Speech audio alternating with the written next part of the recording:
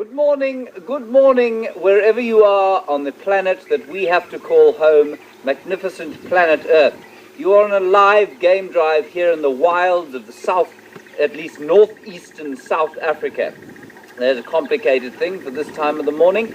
We are east of the Drakensberg and west of the Rhyolite Lobombo Mountains here in the Greater Limpopo Transfrontier Park, sitting on about 1,500 hectares of a greater 8 million acre piece of wildlife land. Now I'm confusing metrics here, but that's because I know that our audience comes from various parts of the world which use different kinds of measurements. Of course, why we all aren't on the metric system yet is a fact more baffling than the origin of man.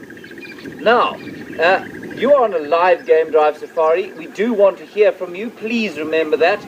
Hashtag Safari Live if you'd like to tweet to us, like the virtual starlings I can hear calling off to my right-hand side.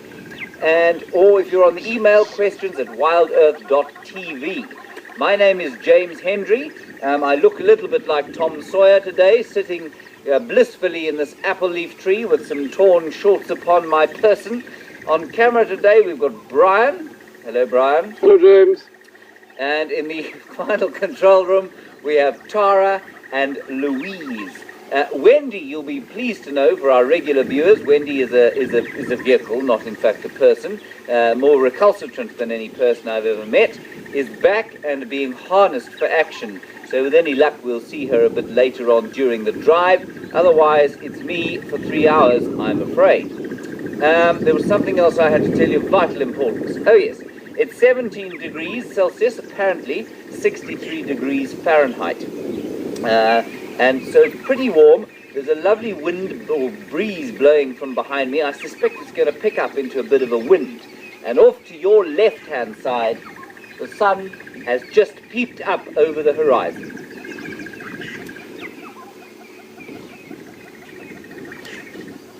I'm going to attempt to climb down while you look at the sun.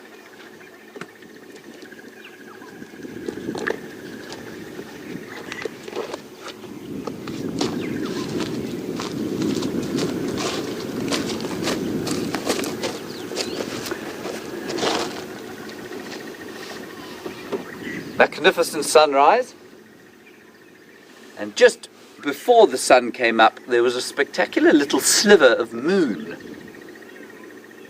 Magnificent little sliver of moon shining a sort of golden orange on that horizon, and that was wonderful, but it's now disappeared, of course, in the glare of the magnificent African sun.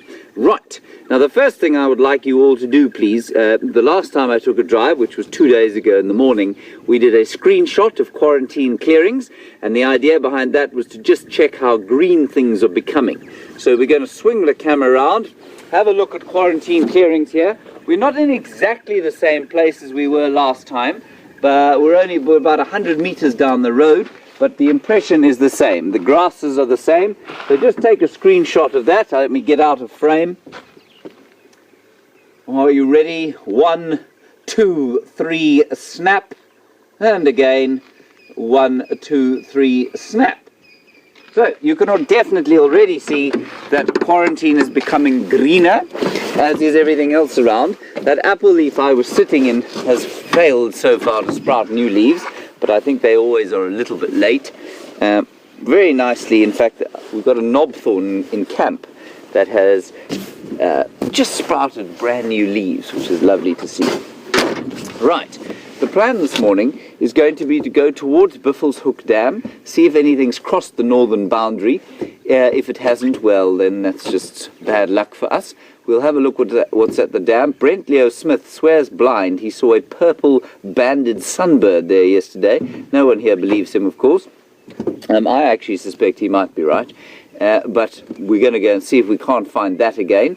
And if we can't, we're going to head across to Arathusa, where Shadow and Madiba, it's the first time I've ever got that right, were found yesterday. And we'll see if we can find them again. I'm not going to rush across to Arathusa straight away, because there will be about 755 game drives going through that area during the course of the morning, and we want to avoid the traffic because the wilderness is what it's all about. Okay, here we go. Let I'm going to turn around for our trip to the north. The gentle purr of Giga.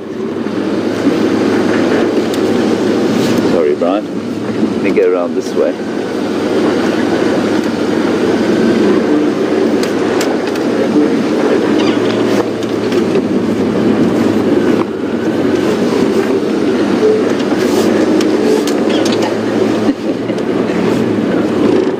I must say it is a beautiful, beautiful morning.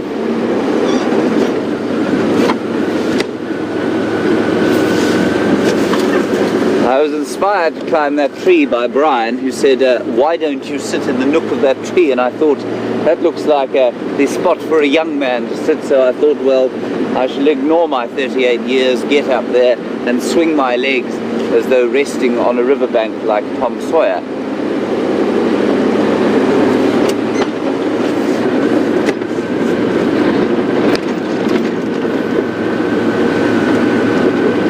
Every day, the little dawn chorus starts to become a bit louder, and in the middle of winter we had a much more chamber music effect, and now we're building up, of course, towards the magnificence of Beethoven's Ninth Symphony, and I think that will happen probably around October, when most of the birds are back.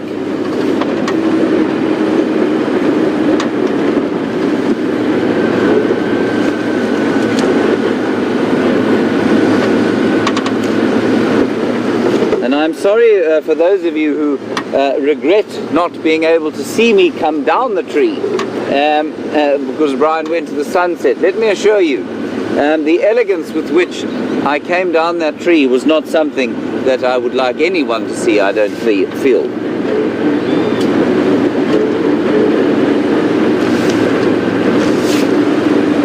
We did have a squirrel alarm calling around here earlier, but this is right near where we live.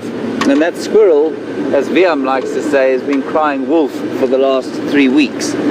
So either there's a leopard living underneath its tree, which I think is highly unlikely, or it's just a very cross animal.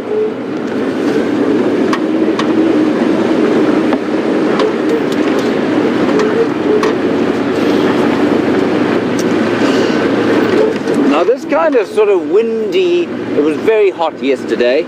I think it probably hit about 34 degrees. And the kind of windiness around and heat is more typical of the September time weather than the rain that we had the other day.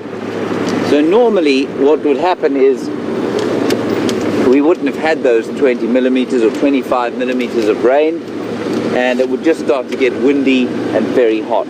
So it's rather relieving that the ground it's still quite moist after that wonderful rain that we had. So it's rather relieving as the heat starts to build, and those funny September what we call berg winds, which are hot winds that come in often from the north.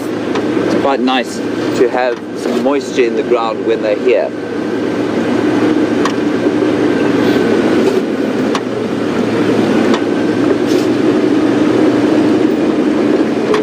Next time I climb a tree, I'll make it sure it's a bit more easy to descend from, and then I shall show you my climbing skills. They're not quite like that of a leopard. Right, also to give you a little bit of an update on the lions. Now, as many of you will know, the lions are in a state of high turmoil. Quick recap from the beginning. So the status quo about 2 months ago, excuse me, status quo 2 months ago consisted of the following. Remember, before I get into this, you must understand that the pride, unlike in the Lion King, which has created all sorts of biological misconceptions around the world, the pride does not consist of females, babies, and the male. It's only the females and the youngsters in the pride. The males form a coalition or on their own, and their territories stick on top of the pride. So a coalition of males could have more than one pride territory. So the status quo as of a little while ago was basically two prides that we used to see in this area, the Nkahumas and the Styx pride, and they were they fell under the, I don't like to say domination, but they fell under the territory of a coalition known as the Matimba males. Two very different looking but equally magnificent males, and that was the status quo. Then, come February, a rumour started to come in from the north of 5 marauding young males who were pushing to the south. Now, no one paid a huge amount of attention to it at that stage until they killed one of the Nkuhuma lionesses. So at that stage, the Nkuhumas were 6 adult lionesses, 2 sub-adults, and a young male called Junior. After that, the Birmingham boys, these 5 marauding males, disappeared further back into the north from whence they came, and little was heard of them but for rumour travelling down the bush telegraph. And then eventually they came back again at the end of June, and they killed another Nkuhuma lioness, and that was on Torchwood over a scuffle at a buffalo kill. And from that day on, they've moved into this area. They've chased those 2 Matimba males south. They are now in Mala Mala. Well, they were until 2 days ago. They've killed another 2 sub-adult Nkuhuma lionesses, which means that the Nkuhumas are now sitting at 4 lionesses and the male who is running for his life. The Birminghams yesterday pushed down as far south as Mala Mala. Now that means that they are now at the southern extremity of the Matimba territory. So those Matimbas do not seem to stand much of a chance. We thought maybe they'd escape down into Mala Mala with the Styx Pride and hang around there, and the Birminghams would be left to dominate this area. Because the Matimba's territory did extend in north into the Manileti, but we didn't see them there much, of course, because we don't traverse there. So that's the story with the lions this side. The Styx, meanwhile, have had a scuffle with the Matimbas. They nearly killed one of the young lionesses that they had there. She seems to be on the mend, though. We had a report that she was seen and seems to be on the mend. So I thought she'd been killed by the Matimbas, but that is not the case at the moment.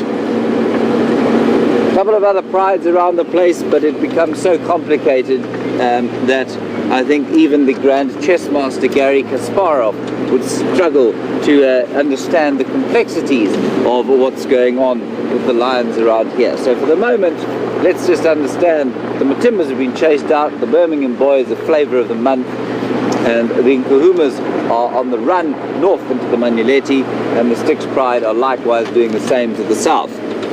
This, of course, means that it is unlikely we will see any lions on Juma. That said, 4 lions were seen. I don't know who they were. They could have been the Nkuhumas coming south into Arathusa yesterday evening. So we will get reports from there and head across there a little bit later and see what we can find. Phew, complicated.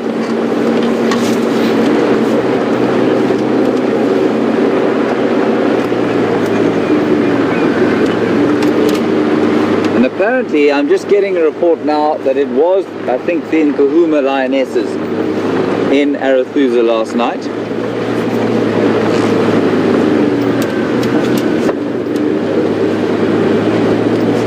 It was the Styx. It was the Styx Pride on Arathusa last night. So they're running all over the place.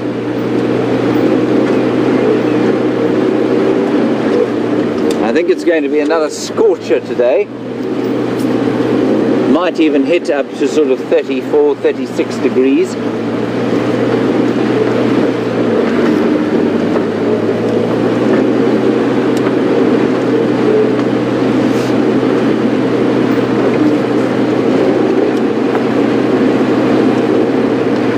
And please just understand, I know that some of you will ask questions that won't get answered. That is not because we're ignoring you.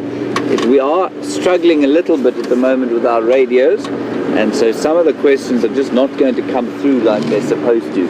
But please keep asking, and we will endeavour to get to everything that you might like to say to us. I'm just going to stop and have a quick look at the sun, and so I can get into a gap. There we go. Beautiful.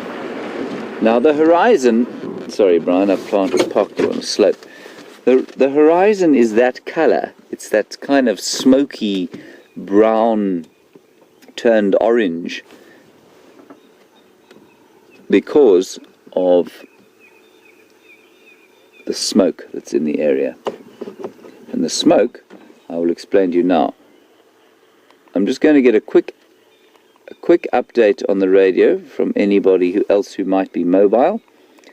By mobile I mean on game drive.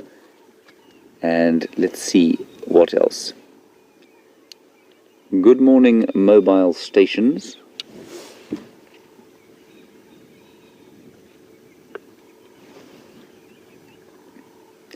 No one's talking to me currently.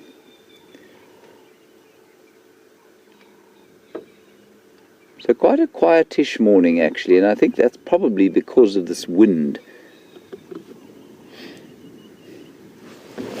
Morning, mobile stations. Any updates so far?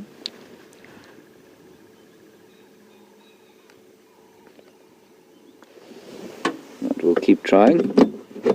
Okay, so while we're driving along this northern cut line, hoping to pick up one or two tracks perhaps, or just some animals that very kindly and confidingly might be lying upon the road. Important to understand why there's so much smoke in the air.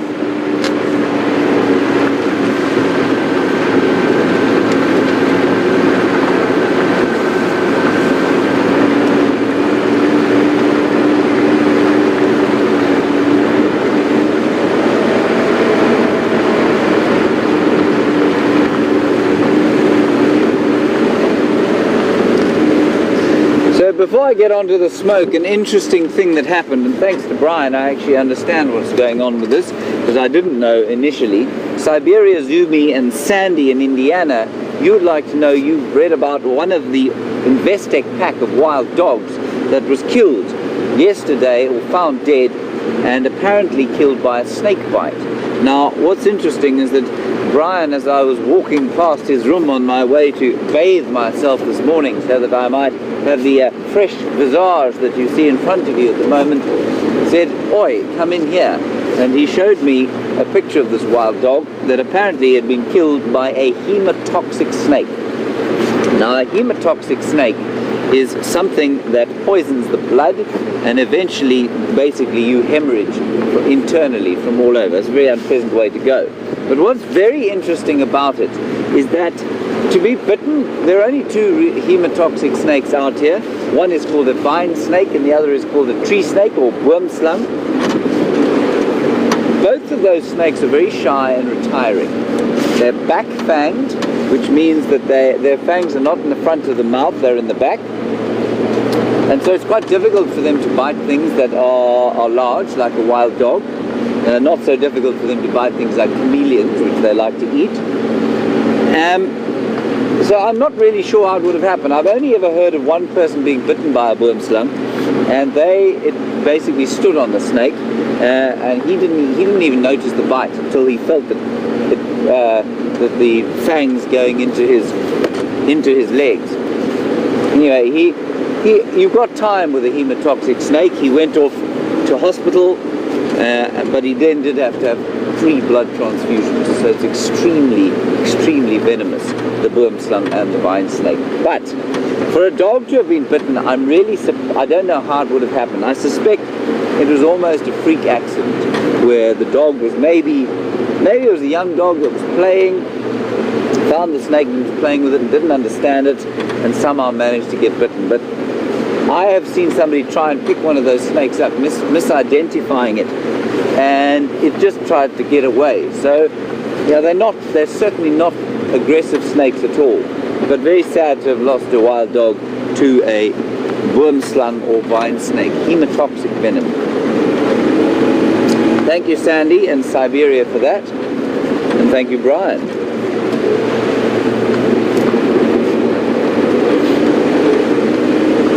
Now the smoke you can see in the air comes from the fact that a lot of people do controlled burning at this time of year. The tradition is that after the first 20 millimeters of rain, you then burn the old grass off, and that should help the new grass come through. And that does seem to be the case. So We're not going to burn a Juma this year because there isn't a lot of grass, and that's because there wasn't a lot of rain last year during the rainy season. And I think that the places that were burning are generally on areas that have a different underlying geology from Juma. They've got more gabbro-based soils, which tend to produce more open, long grass clearings. So this is a very good time for them to burn. And that smoke is still hanging in the air. Yesterday there were a lot of burns around the place.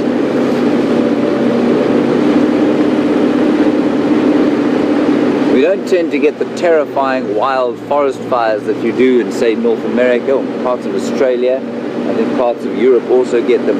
And that's mainly because the trees here don't burn.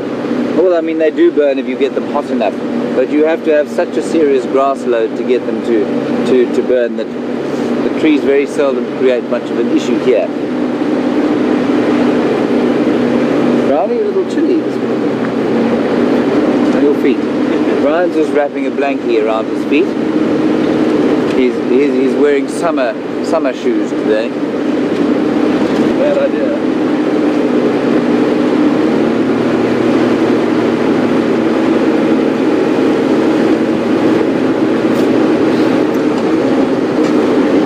There is a kudu, our first mammal of the morning. Probably going to disappear. Bryan, can you see, it?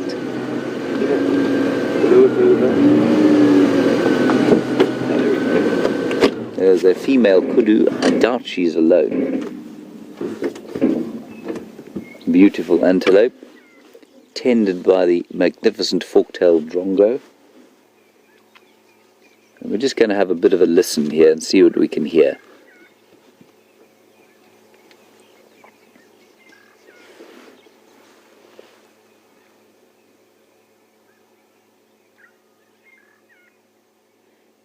Nothing very loud at the moment.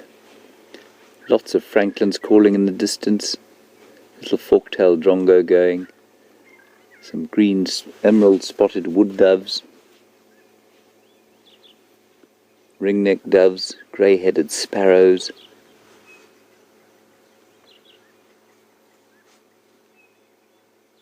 And of course the lovely little chin spot batis.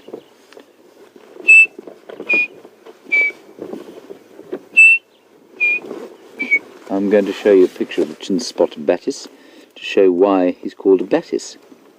Not a batis, a chin spot. I don't know why he's called a batis. Couldn't begin to tell you. Right.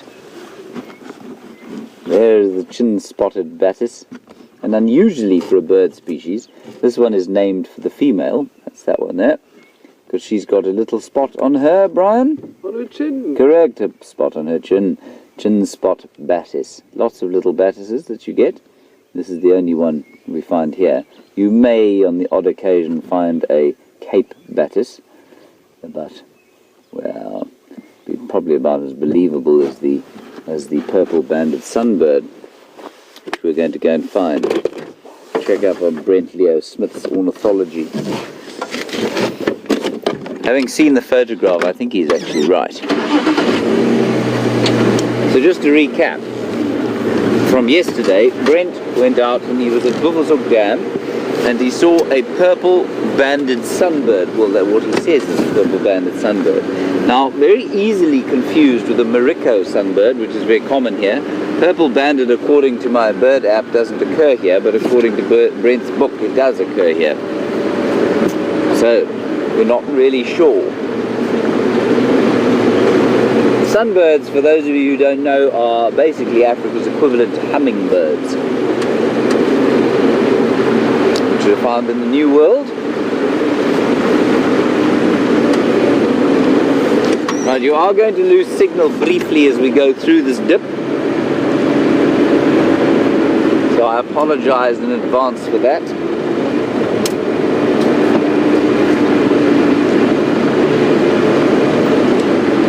Oh, sorry, before we do that, I must just show you this termite mound. Not for the termites.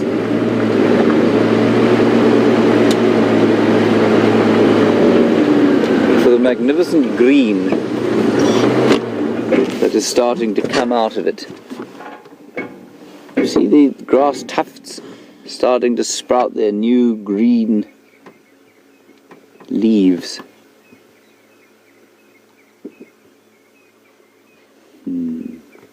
See how they do it. Beautiful. And that's a species called Chloris roxburghiana, unless I'm very much mistaken. And while I am often very much mistaken, this time I don't think I am. Lovely name, Chloris roxburghiana.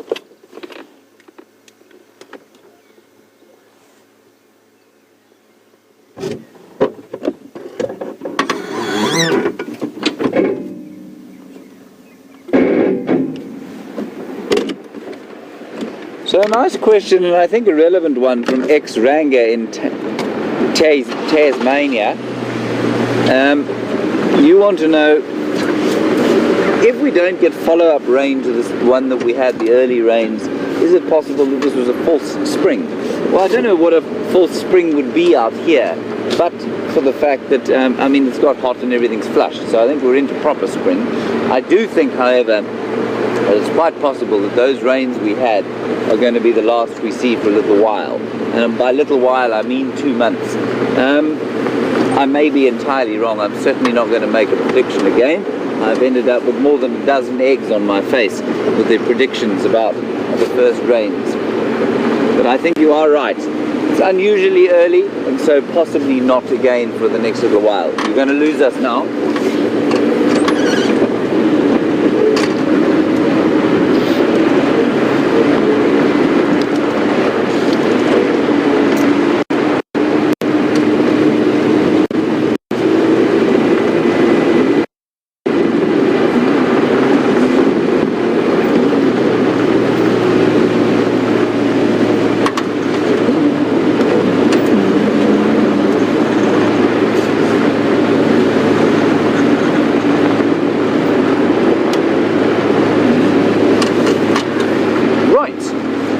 Should be back,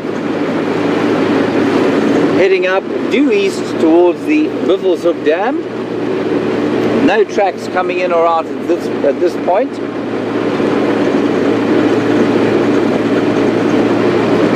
Very, very beautiful early spring morning.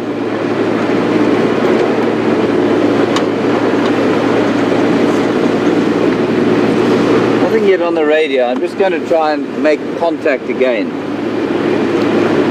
Morning stations. Any route or sightings update this morning?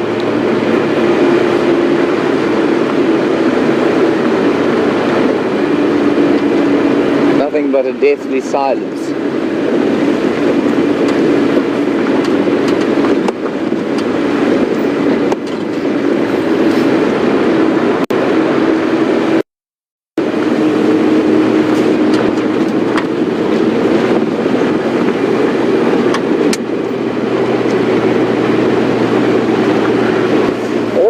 We can see little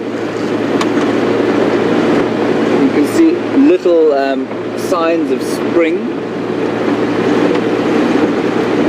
and interesting observation from Melissa in Arizona, and it's a good one.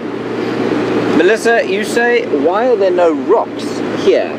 You see all around, you look, and there don't seem to be many rocks. Well, there are some rocks, but you're right, they're not a huge number. I'll try and find you a rock if you like. That's certainly much easier than finding 11. But we're sitting on a very ancient piece of geology here, and that means that most of the rock is weathered. Now, further to the south, there are a number of what we call koppies or rocky outcrops, where there's been a sort of bubbling up of granite way back, of igneous granite, way back in prehistory, and that's left a whole lot of rocky outcrops to the south. And then there are areas, not on this particular little piece of land, but to the east of us, a place called Torchwood. They've got a couple of rocky outcrops there too. But yes, you are correct. It's not a very... It's because the granite that we're on has weathered into these deep sands that proliferate on the crest areas. Some of the gabbro areas a bit more rocky, but not nearly as rock-free as a place like the Okavango Delta and the Kalahari. which can't find the bango. And that's simply because it's weathered over the millions and millions of years that it has been around without any volcanic activity. Good observation, Melissa. I'm astonished that you managed to pick that up from sitting at your computer screen. Well done.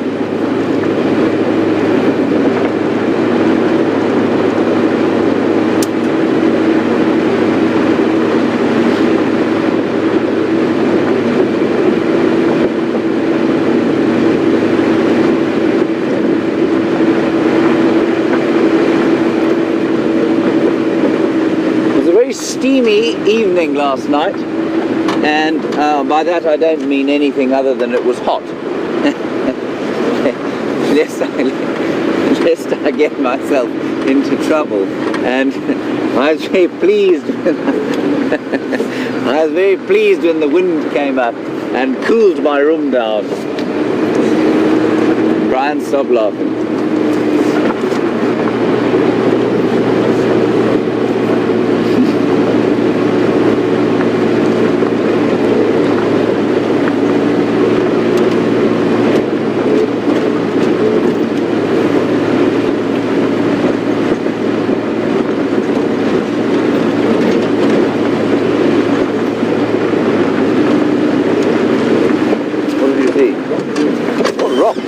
Good heavens, Melissa, we found you some rocks.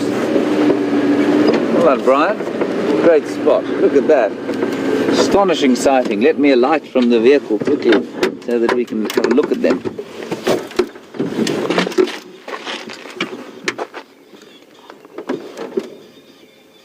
Very angry, rattling testicular over there.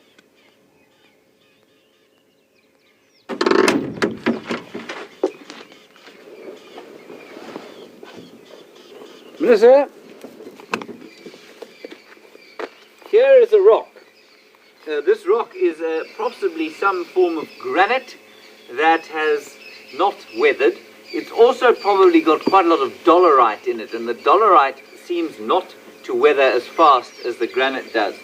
And so these dark rocks, there's some sort of intrusions around the place, and they probably will form a sill. There'll be a line of them that has popped up towards the surface here, and this dark colored rock is called dolerite, I think.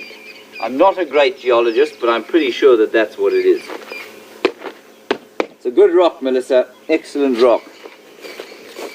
Not quite as good as a leopard, but it is an excellent rock. And of course, easy to find because they don't tend to move around quite as much as leopards do. Well spotted, Bryan. Now could you find a leopard? Plug myself back in. Oh dear. I thought for 1 second that the car wasn't going to start. It would have been a disaster.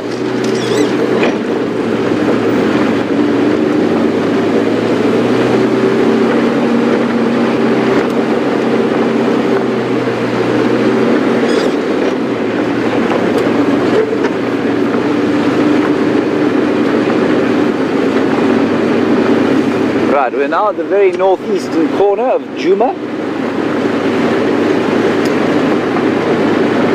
So we're at the northeastern extremity of where we're allowed to drive.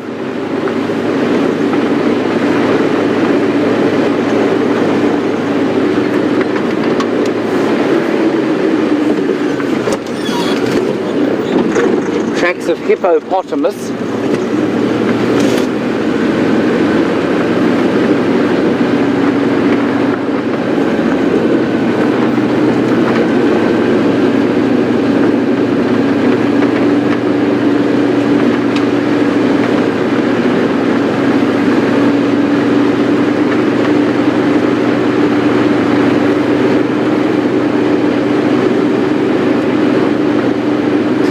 Just to recap, and in case there's been some form of confusion, Jody and Jennifer, the Birmingham boys, as I said this morning, are way south in Mala Mala. They're nowhere near, well, they were yesterday, they're nowhere near here. And Shadow and Cub were quite close to 4 of the Styx Pride yesterday. I'm pretty sure they're okay. I haven't had an update this morning. We will head across there a little bit later, but I'm sure they're fine. And they certainly weren't anywhere near the Birmingham boys. A couple of the Styx Pride who were on Arethusa yesterday were going towards where, well, in the general direction of Shadow and Madiba. They certainly weren't looking for them, as far as I understand. That would be counterintuitive. So I think they would just happen to be moving in a similar direction. Those leopards are so sharp, though. You know, they would have smelt the proverbial rat, or in this case, lion, long before I think the lions would have become aware of them. Well, that's normally the case anyway. And that's not to say that lions aren't a threat to leopards, but I think far more often than not the leopards get away.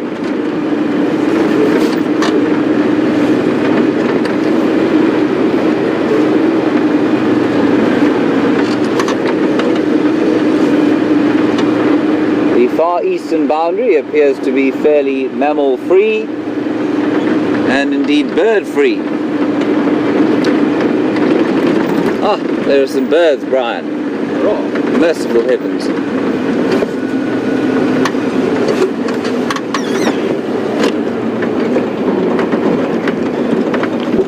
Oh, look at that, Bryan, a ring-necked dove. Astonishing sighting. Just off to our right-hand side. Flying away at roughly Mach 3. So that was a ring-necked dove. There's one on the road too. Ooh.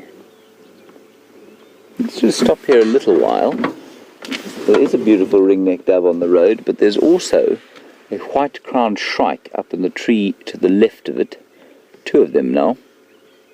3, 4 of them. But now they've flown off. So that's the ring-necked dove. We hear it often going bloop, bloop, bloop, bloop, bloop, bloop. And there's the white-crowned shrike that you can see. You can just see his little white crown there in your picture. And they're starting to shout it. All the birds are starting to shout more and more as they come towards the mating time. They'll start nesting. And soon their little nests will be filled with chicks. Just hold on, I'm just going to use the radio quickly. Go ahead.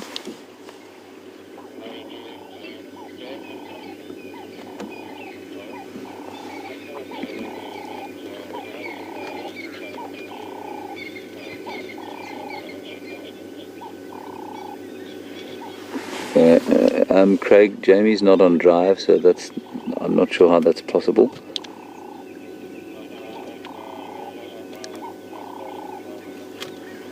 It's only me on drive and I'm on cheetah cut line.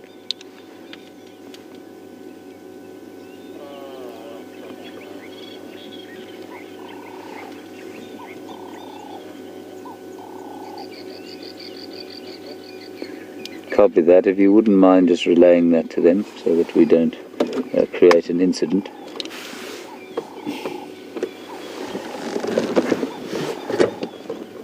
I'm just going to, while I've got somebody on the radio, I'm just going to get an update. Craig, are there any updates?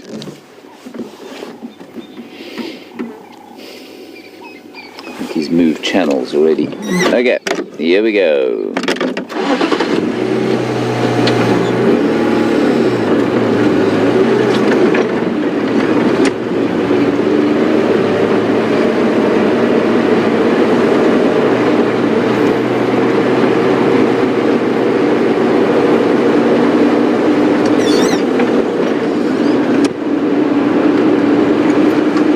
A few more birds here, which in the absence of marauding lions I think we'll have a look at.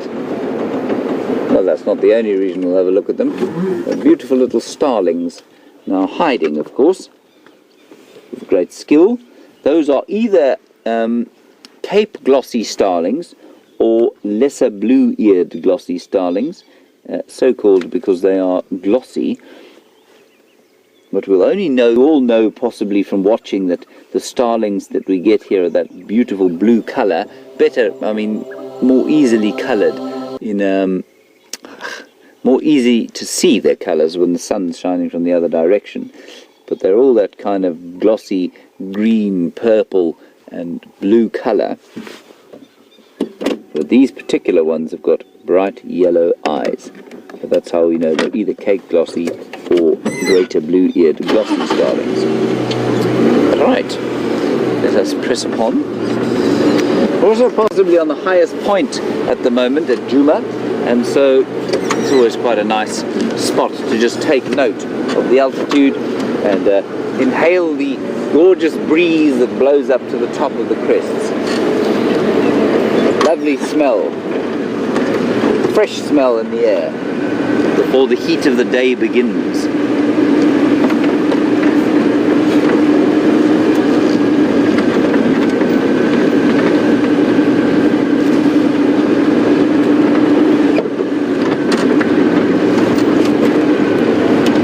There is a little steenbok. Please don't run away, steenbok. Please allow us to watch you for a little while. Then we will move on.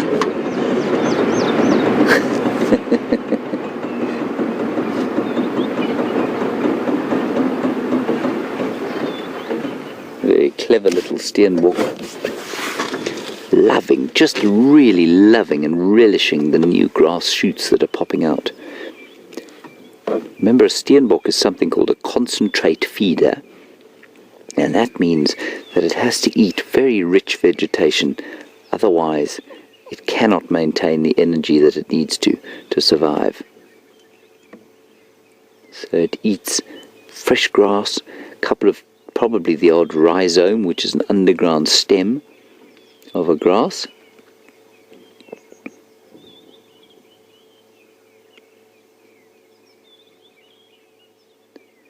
It's actually a really nice little steenbok sighting. And the male, of course, has got the horns, female, no horns. She'll be around here. They live in pairs. You will read sometimes that they're solitary, but that is not the case. They are definitely in pairs, monogamous, it would seem, and the reason she's not around with him all the time is that it makes them slightly more obvious than they want to be. Their key ability to, or their key strategy for avoiding predation is to hide. And obviously if there are two of them, it's doubly hard to hide. But they will remain in visual and olfactory or smell communication in their little territory. So she will be around here somewhere, and they'll know where each other are. Little steenbok. Lovely call of the white-browed scrub robin starting. Very peaceful morning this.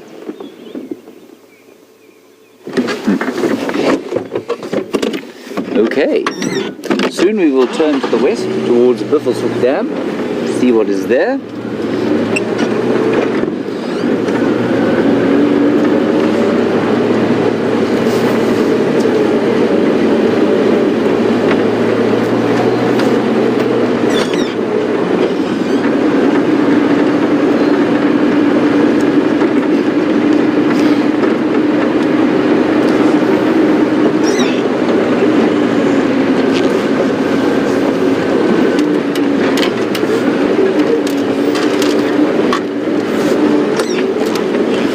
Still, I don't know if you can see, you probably can't tell from where you are, but there's still quite a lot of moisture that there is. Oh, there's another kudu. Two kudu, Bryan. A plethora of animals going on here. There's quite a lot of moisture still in the ground. And those birds you saw exploding off the kudu's back are oxpeckers, red-billed oxpeckers.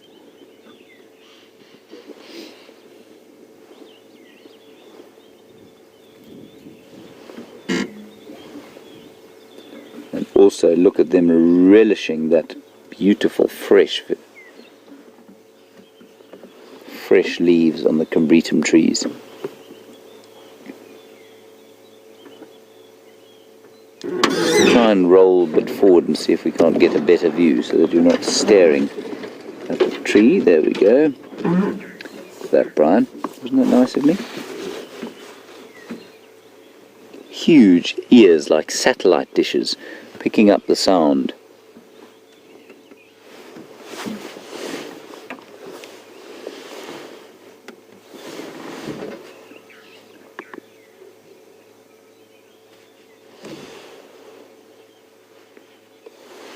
Sorry, everybody, will you excuse me 1 second? Apparently I'm being hailed on the radio, but I can't make head nor tail of it.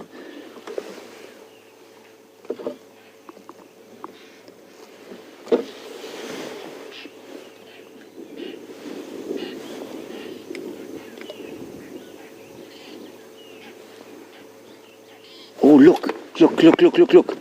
Look! There's there are a whole lot of little lilac-breasted rollers, and I'm going to show you why they're called rollers. Can you see that one, Bryan? I'm just going to get a little bit closer. There we go.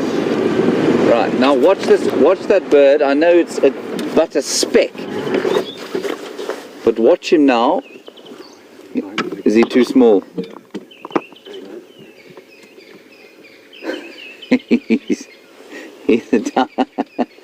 He's a tiny speck, and he's about to do a magnificent display. But unless we had the Hubble sorry about that. He's flown too far away. Without the Hubble Space Telescope, I'm afraid not going to be possible.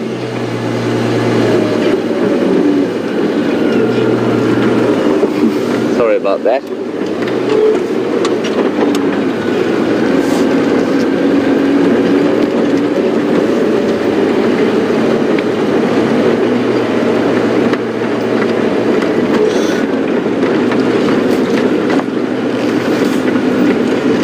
Excuse me, everybody. Go ahead.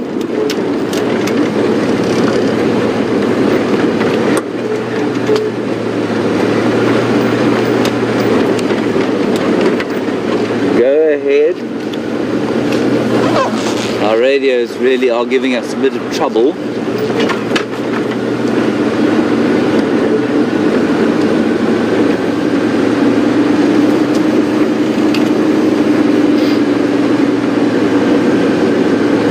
Not showing you my hand, everybody. I'm indicating that I can hear the radio now.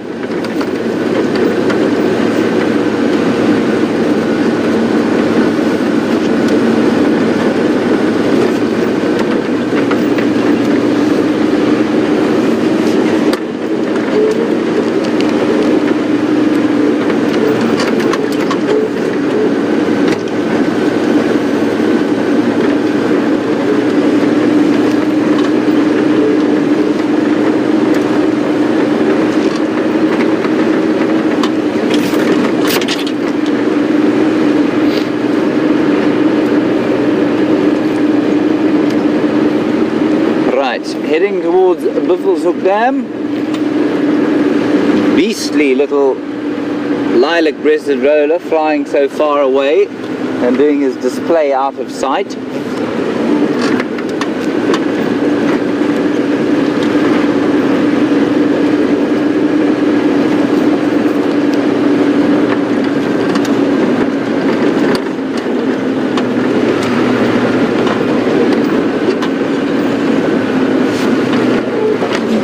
Question from Crystal about all the new grass shoots, and I think if I heard the question correctly, Crystal, you're a little bit worried perhaps about the zebra and their new grass shoots, and I think you're possibly a horsewoman worried that the zebra might become ill from such rich food. Crystal, I don't think they do, you know. I think that they will, I know with horses they have to have quite a lot of roughage, or they do tend to get a little bit ill in the stomach, get a bit colicky. I think here what you'll find is that they will eat some of the green stuff, because they do need the nutrition, there's no question, but they will also eat the roughage all around the green. So I don't think there's any issue there. It's not nearly as concentrated as grain. Now a horse, of course, is not evolved to eat grain, and yet that's what we feed them. Same with our cattle. Cattle and horses and chickens, which we tend to feed maize in great volumes. None of them have got digestive systems that have evolved to deal with them, and so you've got to be very careful when you're feeding an animal food that it's not designed to eat.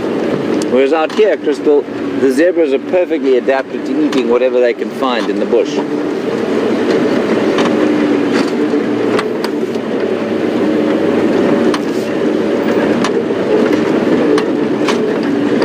Oh, so we're now at Biffle's Hook waterhole, and just before we look at the water, Brian, look at this. Look how the balanites or torchwood tree has sprouted green.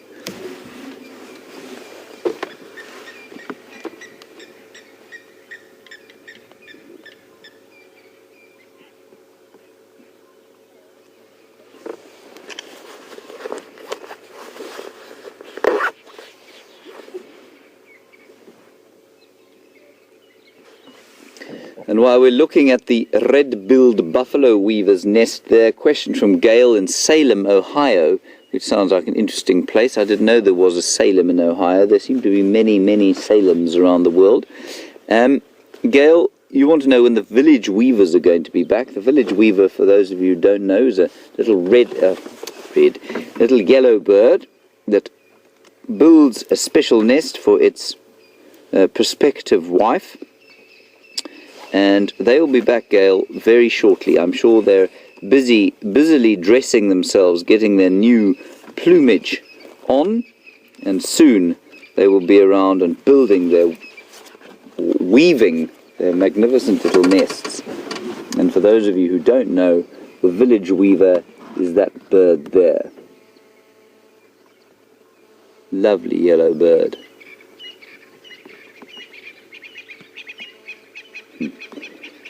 Right, now because we are at Biffle's Hook waterhole, I'm going to go and see if we can see the tree where Brent Smith claims to have seen the purple-banded sunbird. I think if it's nesting it'll be around there. If it's not nesting then it will have moved on. Which tree was it? Far end? Right behind on the left. Okay, I see the one you mean.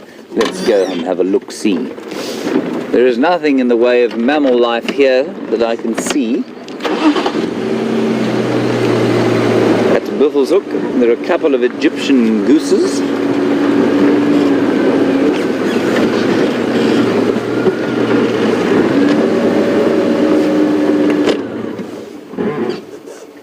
And there they are, swimming peacefully across Biffle's Hook Dam.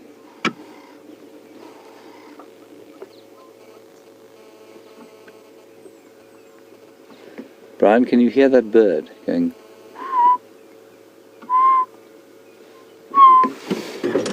Let's just see if we can pick it up.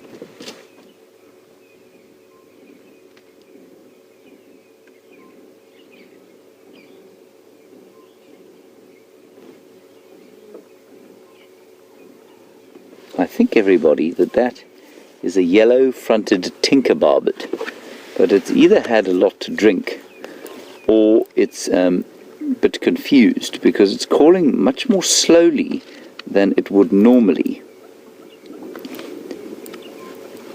The yellow-fronted tinker barbet should be going doo, doo, doo, doo. And it's right in front of where Bryan is filming. It's way down in the drainage line, but I can just hear it calling, going doom, doom, doom, doom.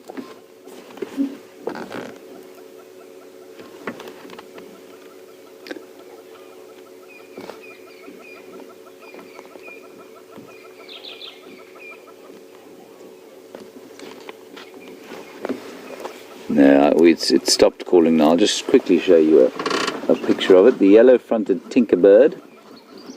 There he is there. Very pretty little bird. And they make that lovely tinking sound. And it's really, it's a quintessential bush sound of the summer. Ding. Very nice. The yellow-fronted tinker bird. Right, let's see if we can find the sunbird. I can hear some sunbirds calling, so we might be lucky.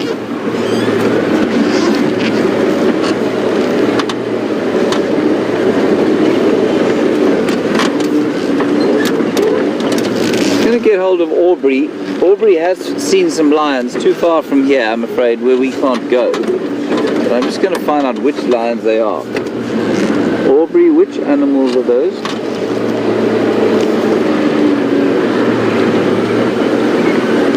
This one, Bryan, will be on the other side. Okay, thanks. So the pride, everybody, has come back south.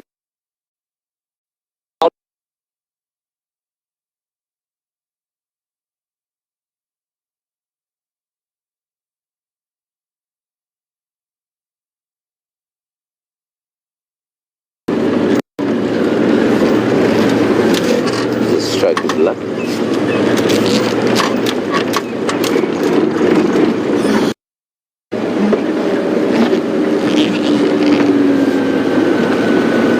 Right, this is the tree, everyone, and there is a bird.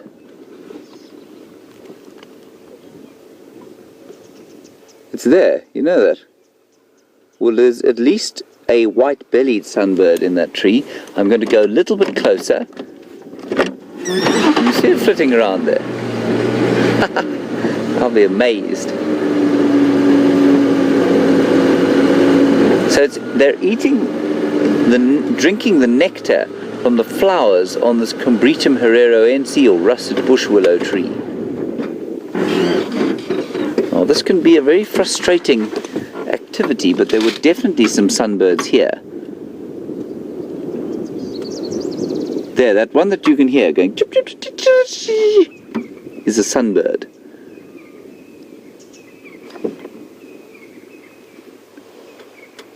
I will try. Oh, no. You did see it, hey? There we go. There. That's a white-bellied.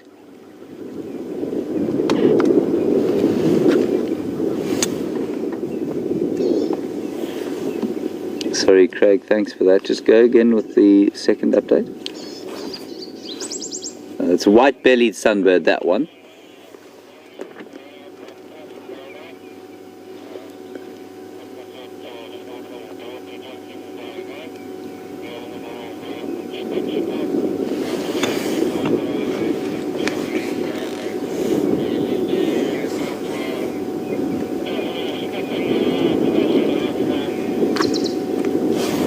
Go a little bit.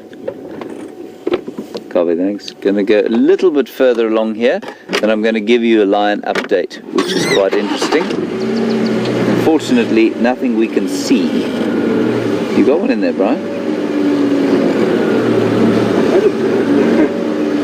So definitely a white-bellied sunbird, but Brent definitely wouldn't have confused that one. He saw that one. There we go.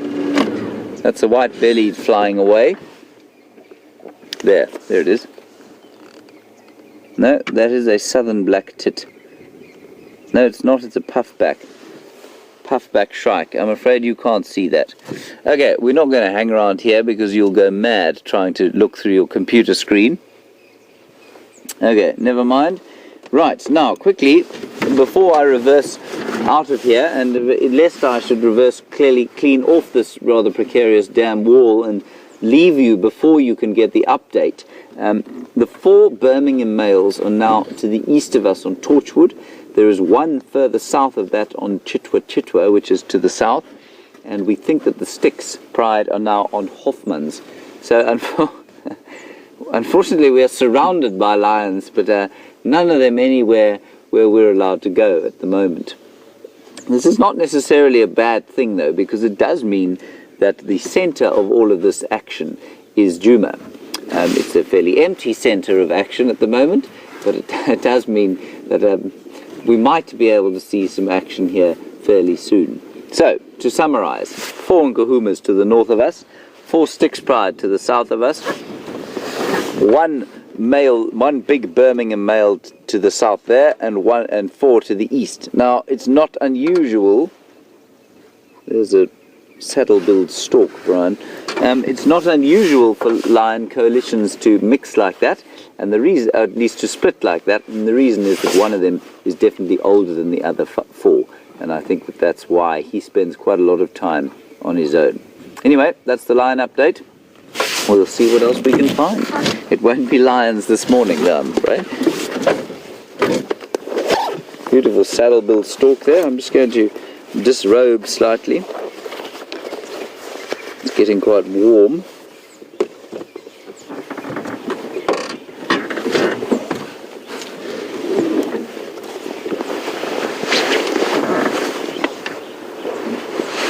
And I'm sorry that we went black screen earlier, but I think I was just banging on about the lions, which I've just told you about now. So there was no, you didn't miss anything crucial there.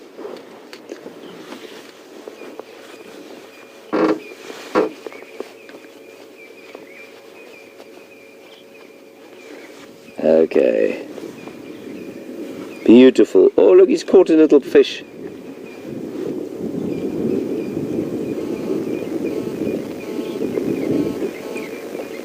I often wonder when I watch a stork feeding like that, is it doing it in a completely random fashion, or is it actually seeing fish, feeding them?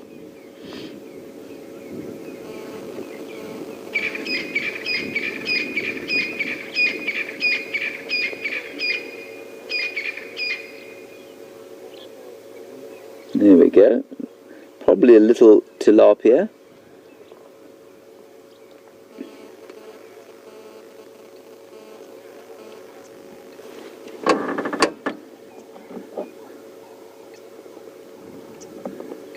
Right, also, just while you're watching that stork, I just need to quickly say something on the radio. Craig, do you copy Craig?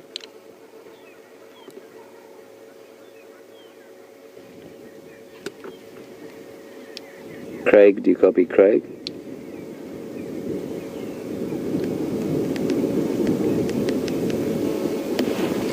Right, never mind. Okay. Let's see what we can find. Copy, thanks.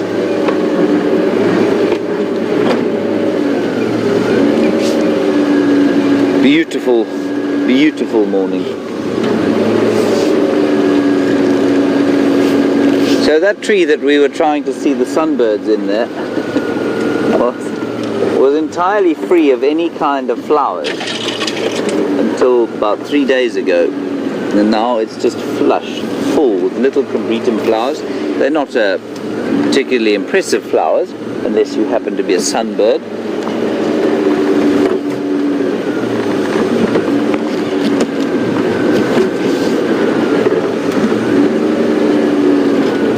You are going to lose us again briefly.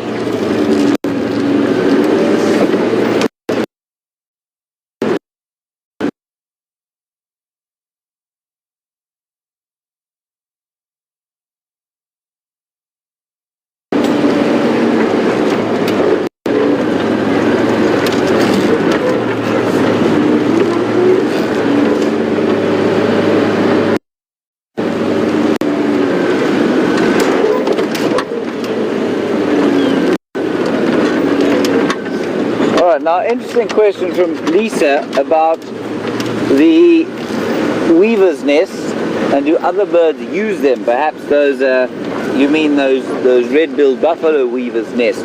No, Lisa, other birds don't tend to use them, you know. And remember, you've asked, do they use them when the weavers migrate? Weavers don't migrate. They just lose their color. The males lose that beautiful yellow color.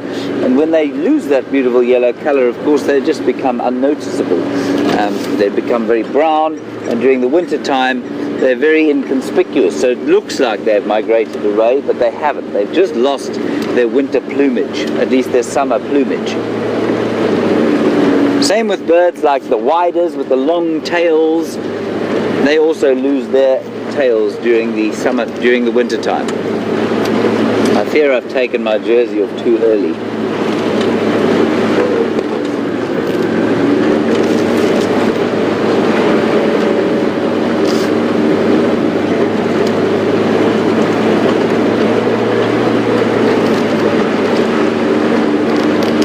Now, Jeffrey, you asked an interesting question that I'm not sure I can answer. I'm going to look in the book. But you want to know if a shrike, you say, looks a little bit like a jay. I don't know if they're the same family, Jeffrey. I suspect I suspect not.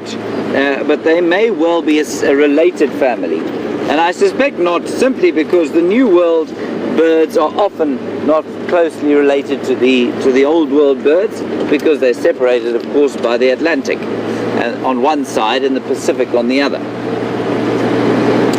But my book may tell me, I'm not sure. Let me see.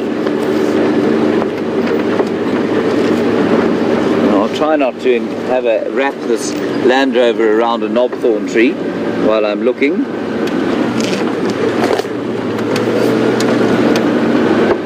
It doesn't say anything about the jays, I'm afraid, Jeffrey, so you might have to Google that one, I'm afraid.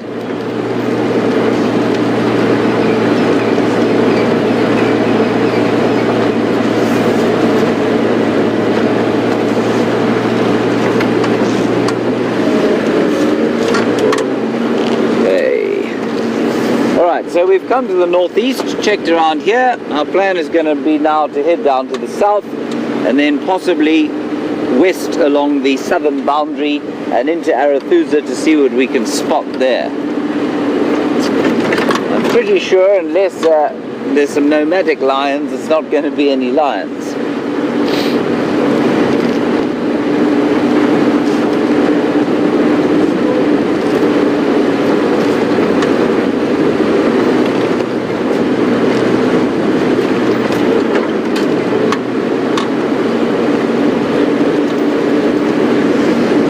Mike in New Zealand, on the furthering our discussion of ornithology, you want to know, do we get African fish eagles here? Absolutely we do, Mike. We get quite a few of them. And we'll go around towards some of the waterholes a bit later on and see if we can't spot some for you.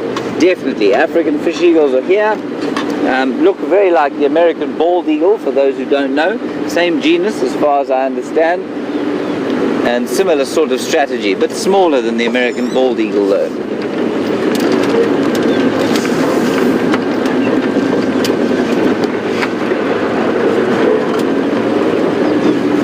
It's actually become quite chilly again. I'm going to just put my jacket on while we're driving along.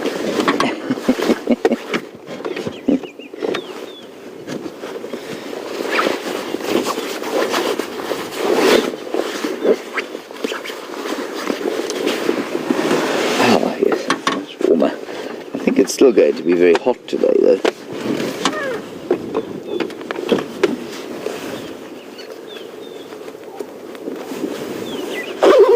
There we go. Bit of a breeze blowing. Yeah, on we go.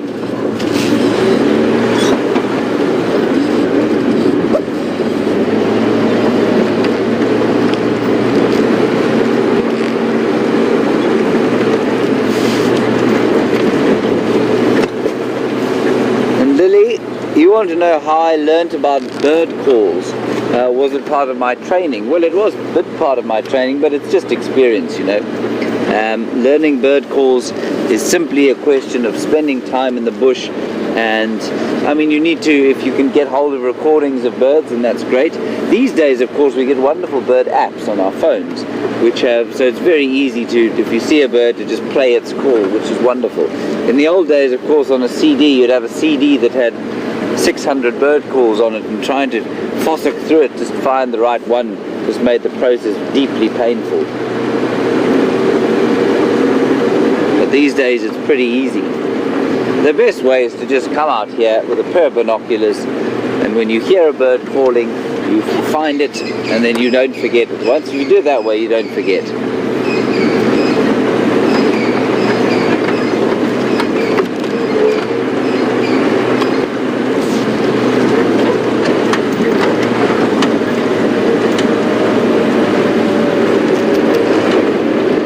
And in terms of bird calls, of course, we hear them day and night. And Lisa, you want to know why we don't hear frogs during the day? They do generally call during the night. That is absolutely correct. They don't call much during the day at all. Sometimes you'll find them calling in the day, but not much.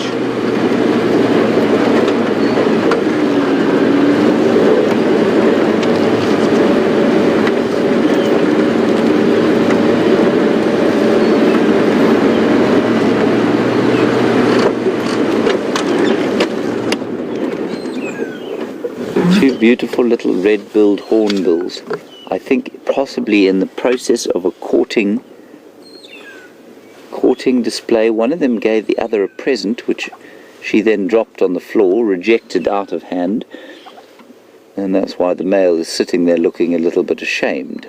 Sorry, old fella, you'll have to try again. I know how you feel.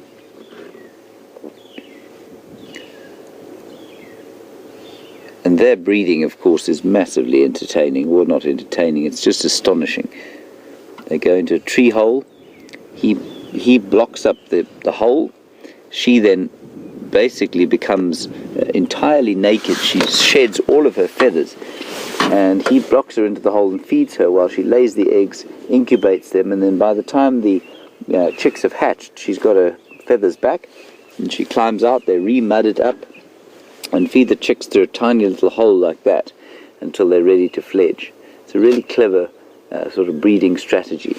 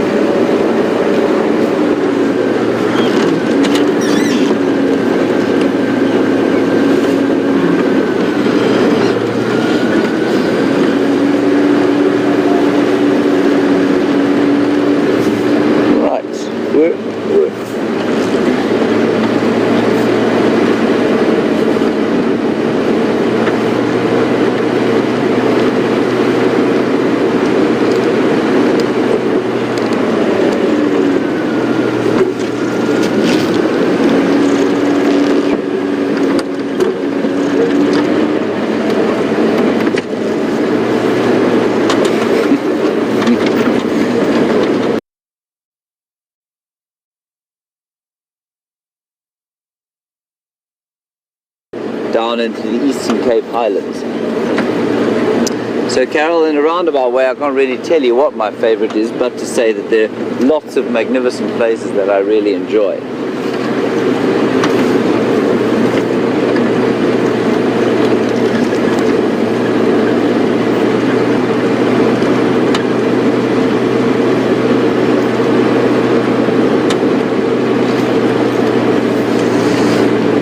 Question from Will in Johannesburg about what the most satisfying part of my job is. Well, I think the most satisfying part of my job is to be able to bring what I find to be tremendously inspiring pieces of nature and wildlife to people around the world who perhaps don't have the opportunity to come here, or people who have been here before and have been so inspired by it that they just want to see a bit more of it. So that I find tremendously satisfying. And of course, when I hear that people have had a bit of a laugh and their spirits have lifted as a result of something that I've done on camera, that is a deeply satisfying thing for me to hear. I really do enjoy it when people have a bit of a laugh. Not so much at my expense, but at what I've said. Thanks, Will.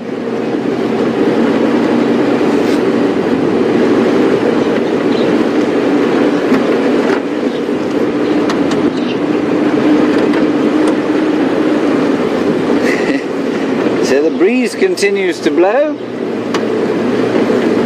The mammals continue to hide. The birds that are letting go of the trees are being blasted off towards the north.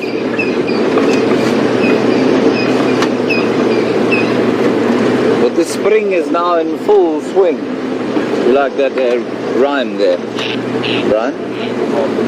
It was very good, wasn't it? Impressive rhyme. The best so far.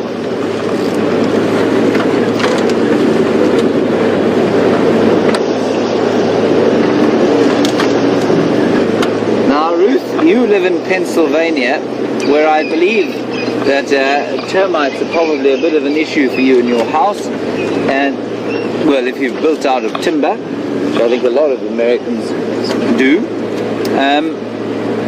Ruth, you want to know about our termites and their mounds and how they build them? Well, I'll tell you what, given the fact that we are not rushing towards a leopard sighting, I will find a good termite mound, Ruth, and I'll explain a little bit about it. They really are, as you say, quite fascinating. I will get back to you as soon as I find a decent termite mound to talk to you about.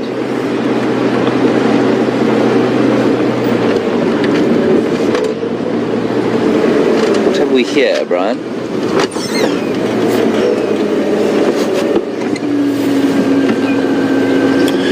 Tracks of hyena.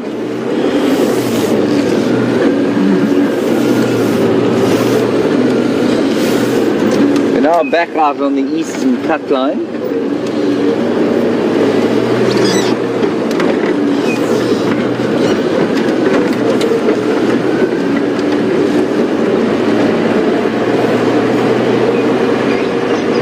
Hoping to find some tracks coming this way as opposed to rushing out of Jumo like all the lions have done. I'm entirely sure why Jumo is such a sort of lion-free zone at the moment, other than it is at the fact that it really does sit at the middle of this lion conflict that's going on here.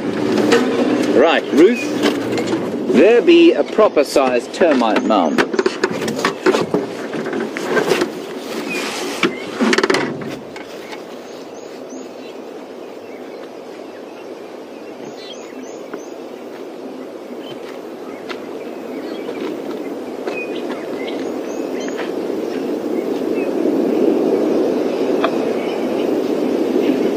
Doesn't seem to be too much going on in this one. So Ruth, how this works is that it's built of saliva, dung, and yeah, that's pretty much it. Saliva, dung, and sand.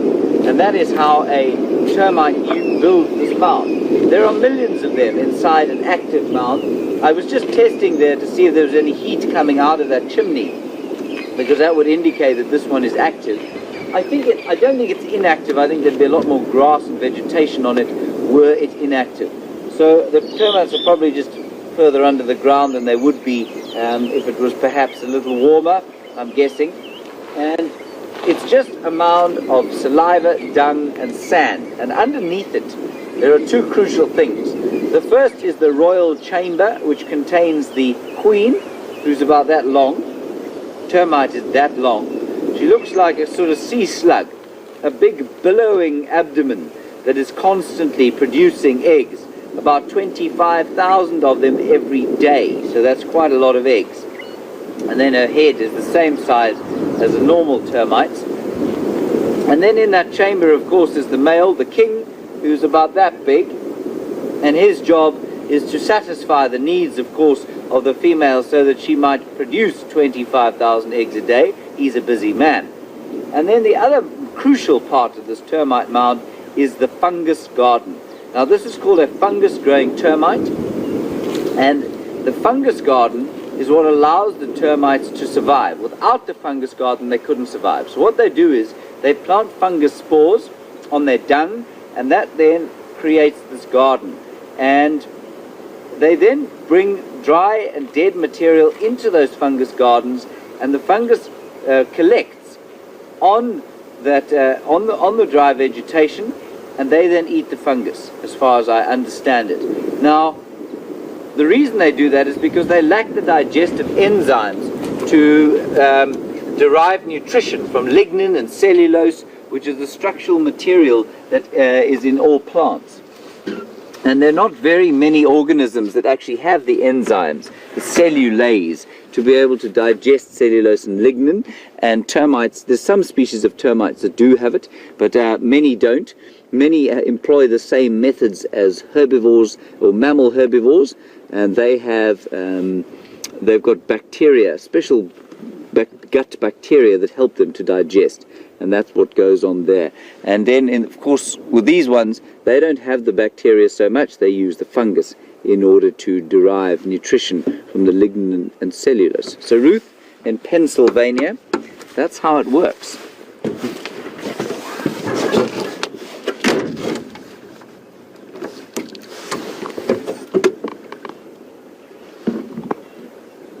Just listening to the radio.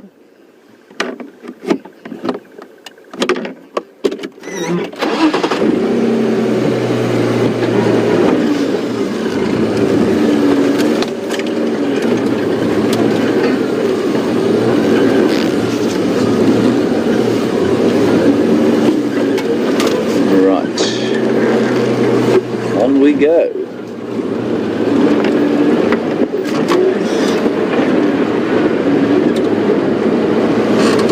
Bryan, the sun has been covered by a cloud. Can you believe it? Can you believe it?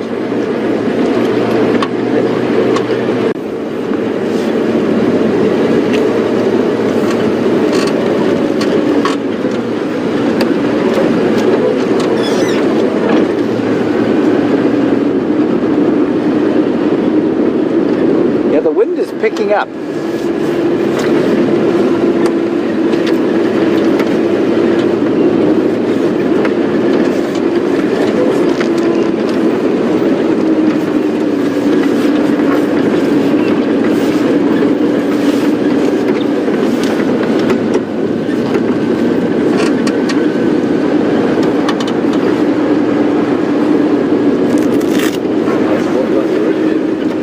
I think the cold front is coming in fast.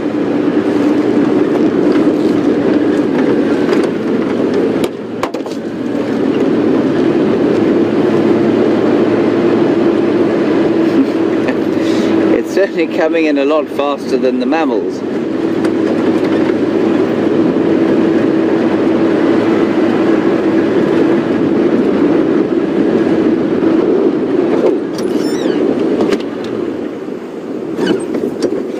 Notice carefully as we look towards this lilac-breasted roller. The lilac-breasted roller is hanging on desperately to that knobthorn tree, which is just starting to sprout its new leaves. And you can see from the the firmness with which it is gripping that branch how hard the wind is blowing.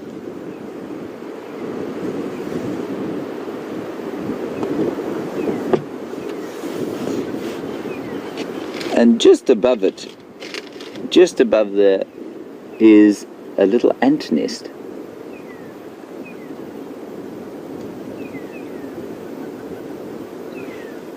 Mud ant nest. Beautiful bird that, isn't it? Very common, almost abundant resident, but inescapably magnificent. And Rick and Susie in Hawaii, I know that you promised to send me some coffee if I can get you some feathers. I promise I am looking. I'm not obviously not a very good feather hunter, but I am looking for them constantly in anticipation of some good Hawaiian coffee, which come the late summer will be very welcome in the very early mornings.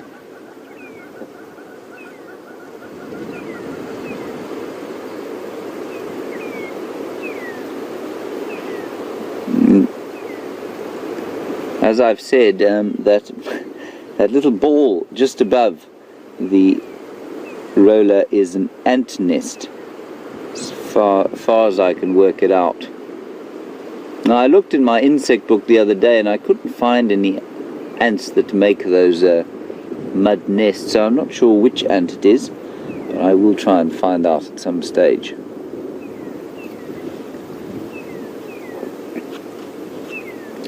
Right. I think we've milked this lilac-breasted roller for all he's worth. And maybe just to explain, we did earlier, a little bit earlier, try and have a look at a lilac-breasted roller that was doing the display from which they get their name. And that display basically consists of them flying very high into the sky and making the call that gave them their Shangaan name, Veve. And they would fly up into the sky going and then they do these incredible flips. They kind of dive up and round, and then they move from side to side, and it's an astonishing display to watch. And unfortunately, the one that we were trying to look at decided that he was going to do it a bit further away from us than our little camera was able to pick up. Well, it's not a little camera at all. He was just very far away. Right, on we go.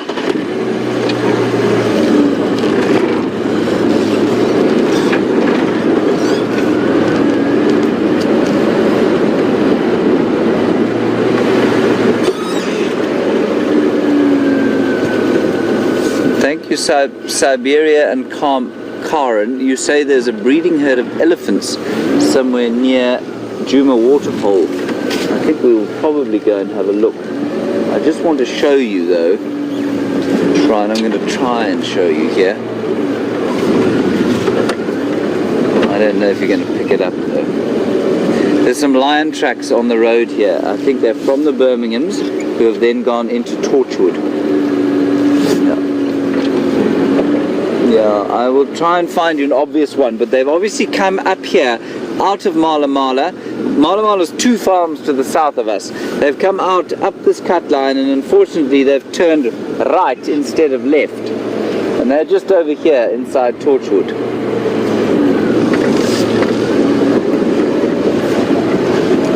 Deeply irksome lions.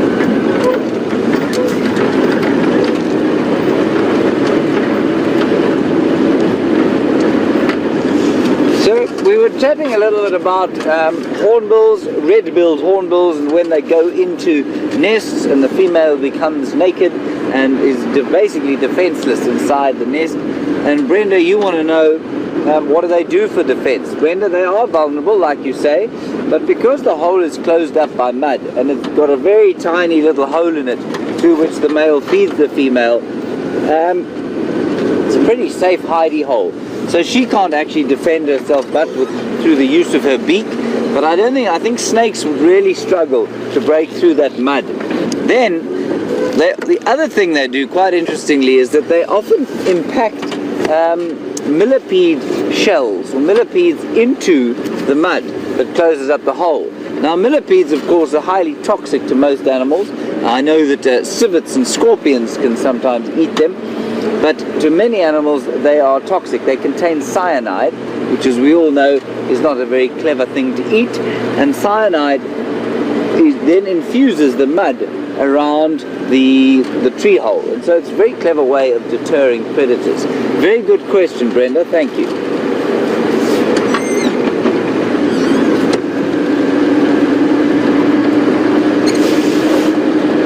We're now on the southern boundary.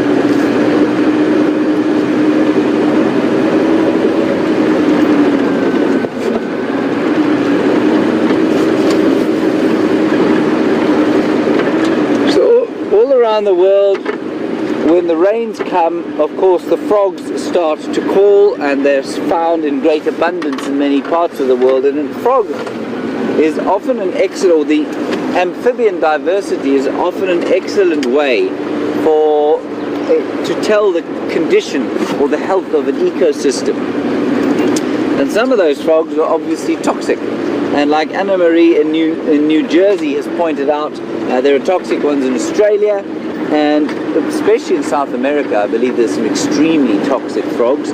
And you want to know if there are any toxic ones here. There's one very toxic one here called the banded rubber frog. And it's no coincidence that it happens to be a black and orange colored frog. Very toxic, and that coloring is called aposematic coloration. And whether you're a monarch butterfly or a frog or various other kinds of insect, orange and black seems to be an indication that you're poisonous and that you're to be avoided by any kind of predator. So yes, Anna Marie, that's the only really toxic one we get here, the banded rubber frog. But by toxic, it just means that if you pick it up and suck on it, then well, you're going to get sick. But if it touches, there's a giraffe. If it touches your skin, it's highly unlikely to do too much to you. You might get a bit of itching on you, but I think you'd be okay. There's a giraffe, also not on Juma, studiously avoiding anywhere where we're allowed to drive.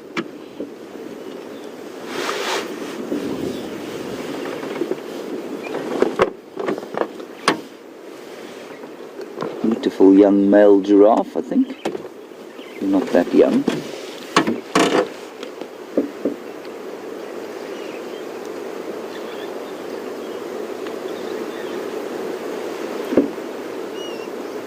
It is male, isn't it, Bryan?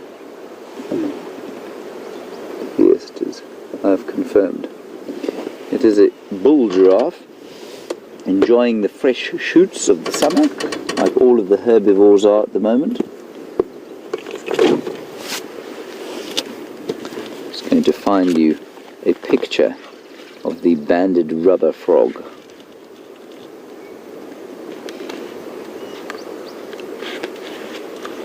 There he is.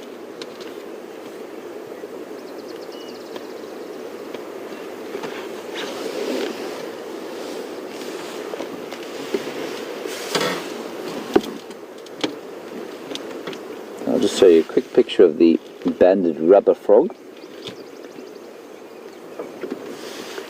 There he is there, Anna Marie.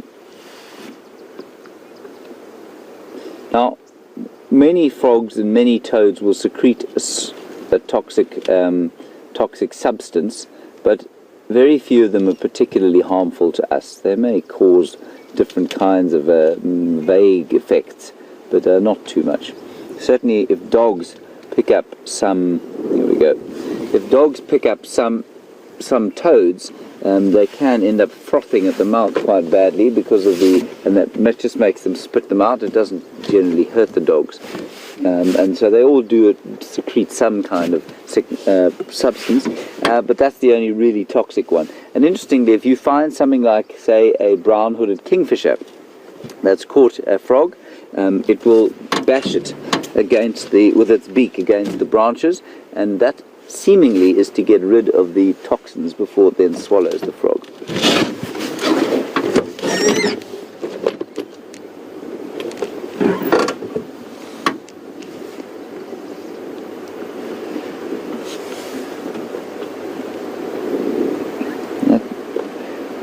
That giraffe is not only enjoying the fresh fruits, but he's also enjoying eating his breakfast for the second time. He's in fact ruminating. You can see he's chewing away, but not actually biting on anything. And that's because he is regurgitating his breakfast back up into his mouth, re-chewing it and swallowing it.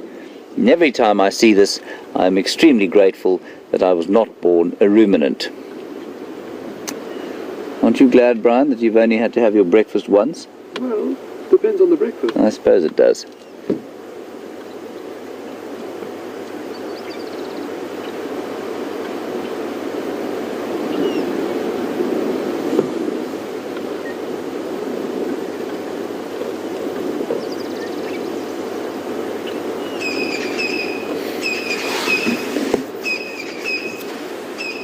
Right, now Vancy, I believe that you have very patiently been waiting for your question to be answered. Vancy, you want to know if a giraffe if I've ever heard a giraffe belch before. As you correctly surmise, it is a ruminant and therefore will produce a lot of gas which comes out of the front end of the alimentary canal as opposed to the rear end like a zebra. Vancy, I have never heard a giraffe belch, as far as I'm aware, but you're absolutely correct that they would belch. Just perhaps not noisily. They'd probably just do it very subtly. So watch now the neck. You'll see the next bolus coming up. There we go. So, excuse me, Vancy.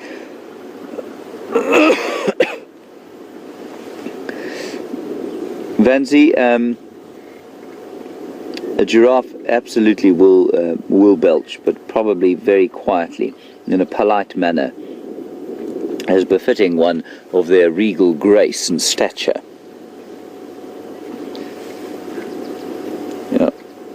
I'm afraid we can't get any closer to it because, as with all the animals in the entire Greater Kruger National Park at the moment, none of them are currently standing where we're allowed to drive. That is just to the south of our boundary.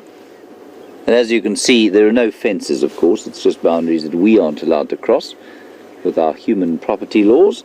But the animals are unfettered by the legal ramifications of crossing boundaries, and so they can move up and down as they please. All right, Bryan, let's leave that giraffe who's very unkindly not with us. So, Vancy, I hope that does answer your question.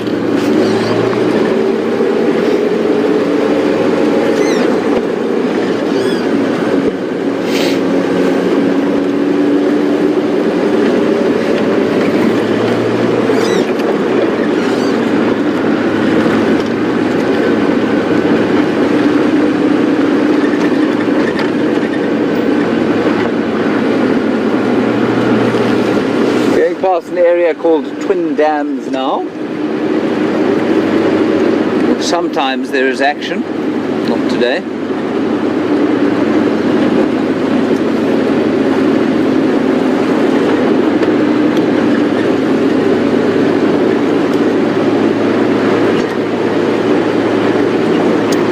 And thank you very much everybody who's been watching the Juma Cam. Chris Rogue and I think Bera. Thank you very much for keeping an eye. Apparently that herd from the Juma Cam is headed off in the southeasterly direction towards the drainage line. We are making our way in that direction. I do just want to quickly get an update from Arathusa to find out if Shadow and Madiba have been seen this morning, and if so, whether we can go and have a look. So we're going to go pretty much to the western end, and then we'll turn north towards where those elephants were seen.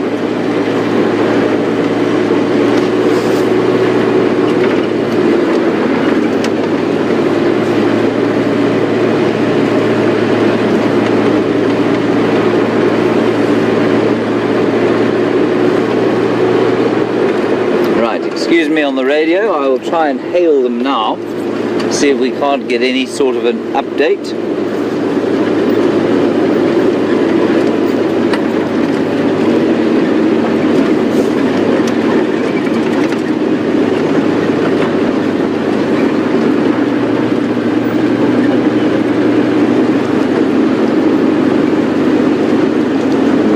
Stations Arathusa. I'm not sure if anyone copies me. There was a mix-up with our radios this morning and crossed communication, and that's why you were hearing one of us. It wasn't one on drive, it was someone from climate control. May I have an update for the morning, please?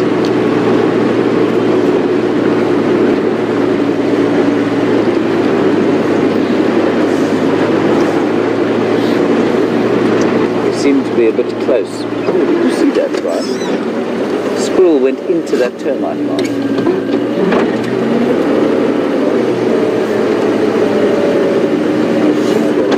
Did it? Squirrels are not normally burrowers, they normally live in trees. One just went into that termite mound. I can't raise anybody at Arethusa at this stage.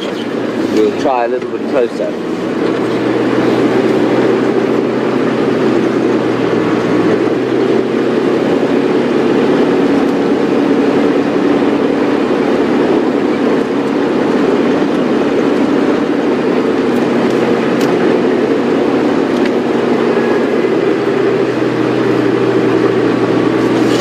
Check behind us. Yeah, the clouds are starting to sort of build slowly. So I suspect by the time the weekend rolls around, which is tomorrow I suppose, there will be something in the way of a cold front. Perhaps we will have more delightful rain like we had this time last week, which was wonderful. Beautiful to wake up to soft soaking rain in the bush.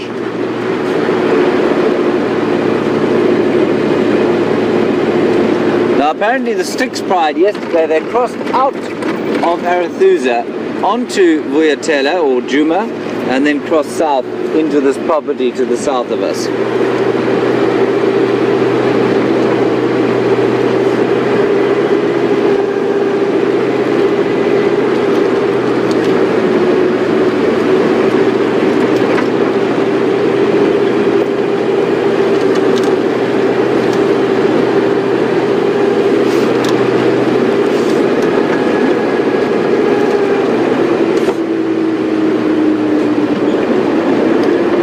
Bryan, where are the animals? Everywhere but here. So it would seem.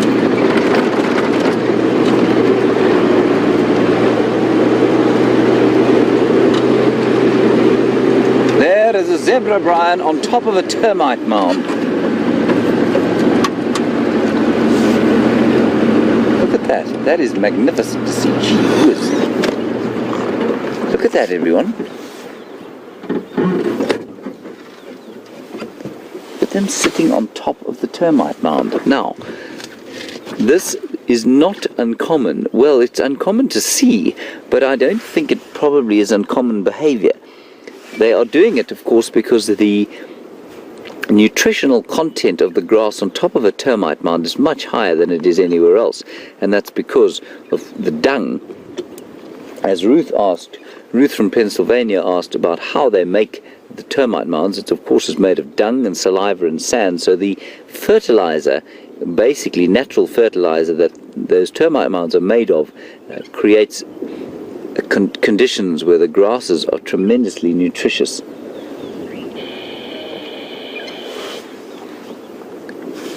Isn't that fantastic?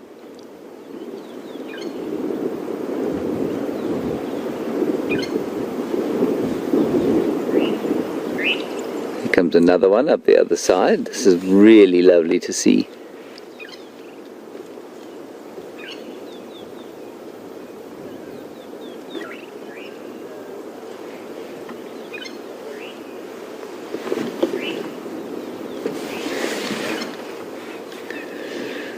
So as you can see, these are very adept at climbing, these zebras, and it might lead you to believe that they were in fact mountain zebras, which they are not.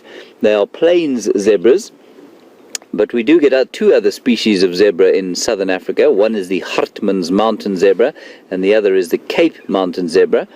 And the most noticeable difference, of course, to my mind, you read all sorts of different differences, but to my mind, Burchells or plain zebra like these ones look like horses to me.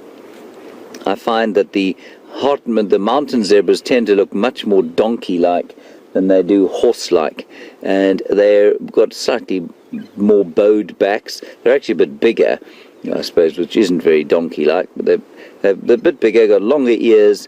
They don't have the striping all the way down to the belly, and they tend to have brown muzzles, and they're very white bellies, and if you saw them next to each other you wouldn't confuse them at all. But they do live in the most tremendously dry environments, the mountain zebras. So these mountaineering plains zebras are not in fact mountain zebras at all.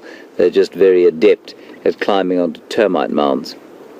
I mean, that's quite a feat that they've managed to get up there.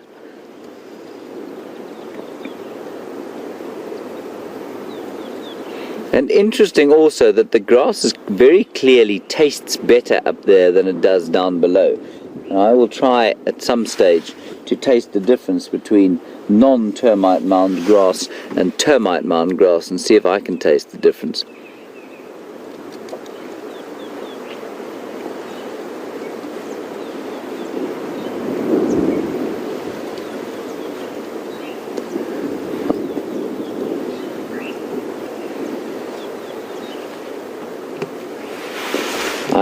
I think these zebras are just spectacular, I must say. I've always been a huge fan of the zebra. Just magnificently designed. Might have something to do with my enjoyment of horses.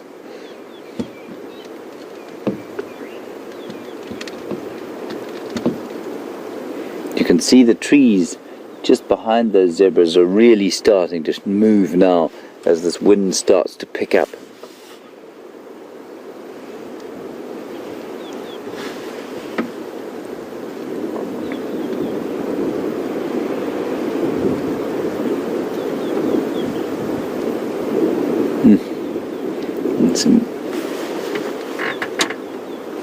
A couple of impala just behind. And those impala, while they are fairly comfortable around the zebra, they will avoid them. They won't get too close. And that's because the zebras can be a bit nasty when it comes to other species. And they can be a bit nasty when it comes to their own kind too. They've been known to kill foals. We witnessed a dreadful incident where a young stallion killed a foal not too long ago. And so you will find that a lot of other species will avoid them quite studiously.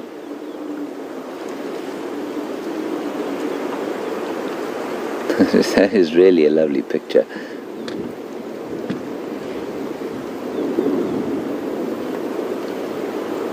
They really are relishing that grass.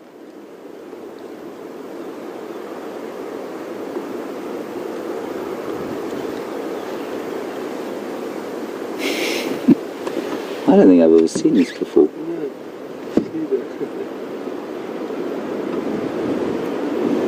It is a massive termite mound. I mean, it's probably about 2.5 to 3 meters high. Maybe, yeah, about 3 meters high. And it will be a lot bigger, wider than you can see on your screen, as it'll extend quite a long way underground. And yeah, I mean, I think it's probably in diameter, it's probably a good 30 meters in diameter, if you take into account the below ground portions.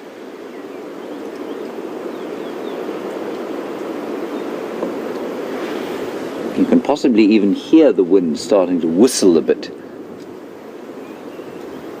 as it blows through the trees and a few of the new leaves that are starting to sprout. 2, 3, 4, 5 zebras. He's right on top there.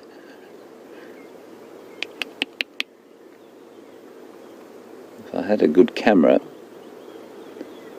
it would be quite a good picture if I could get him to lift his head up.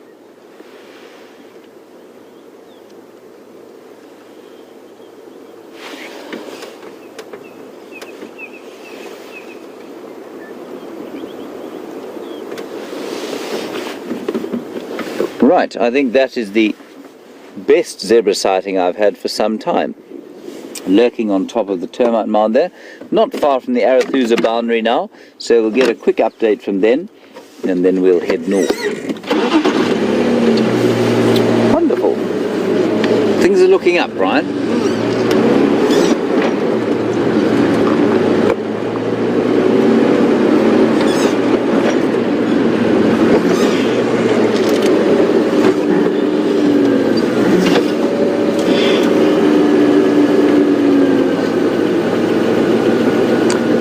Tracks of a lioness here. You might actually be able to see them. I think you will be able to see them. Let me jump out quickly. Well, you would have been able to see them in the sun.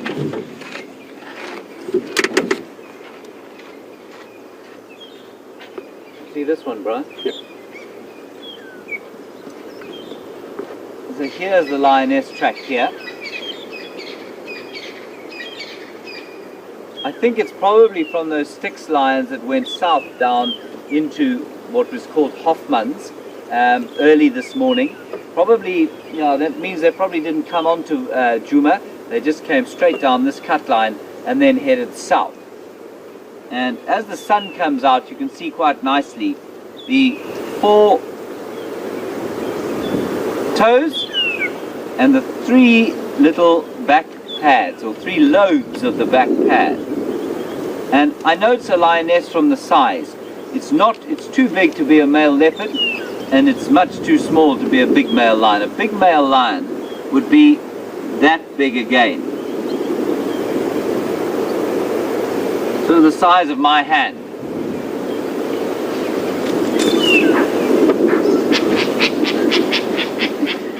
I forgot about the zebra, which has now taken fright at my explanation of the word lion. Looked up and panicked, and has now descended from its castle.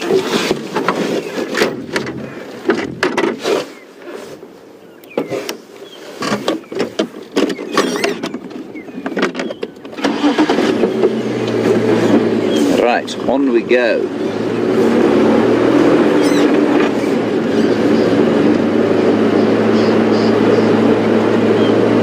Really need to have quite good light to show tracks effectively on a camera.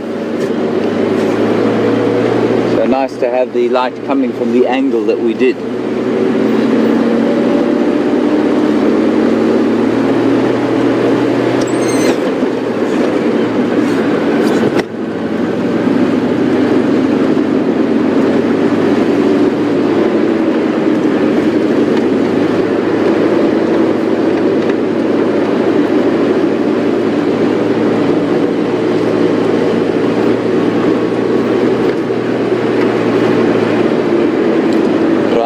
Try once more to get hold of someone on Arethusa. Any station Arethusa, do you copy?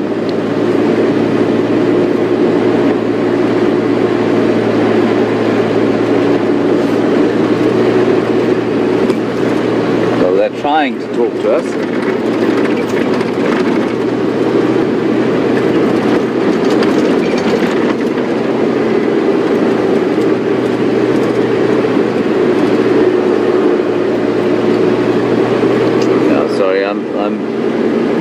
Vaguely copying, but not properly. I'll try and get a little bit closer.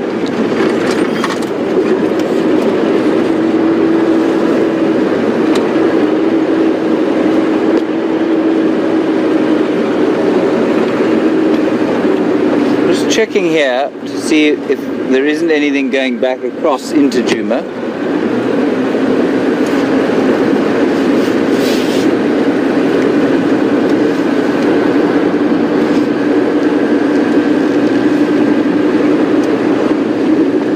I don't see anything.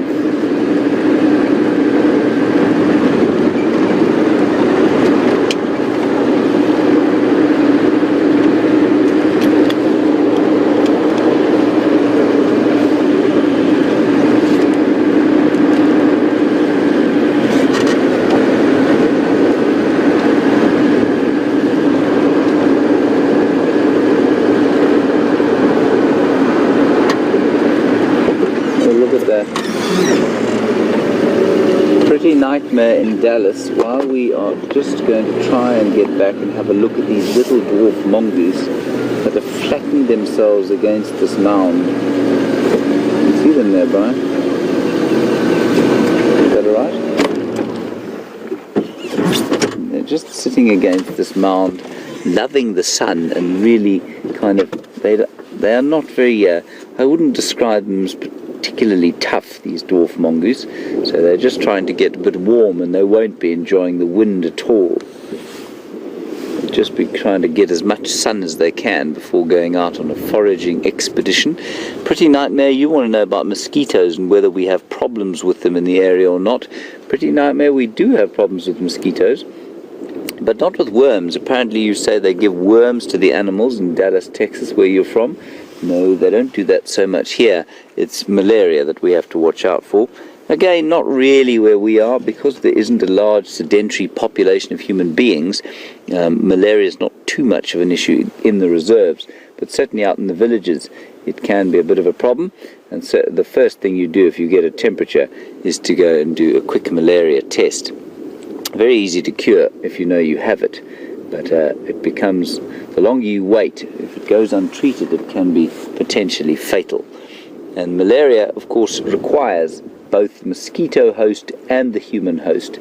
And so in the absence of a sedentary population of human beings, you find that malaria tends to be a much smaller problem than it might be otherwise. Thank you, Pretty Nightmare. I managed to I did a quick mosquito bomb of my my little home yesterday, and wasn't assailed too much in the night. The major problem, of course, oh sorry, they are still there. Major problem with the mosquito at the moment is the noise they make while you are trying to sleep through the sweaty night.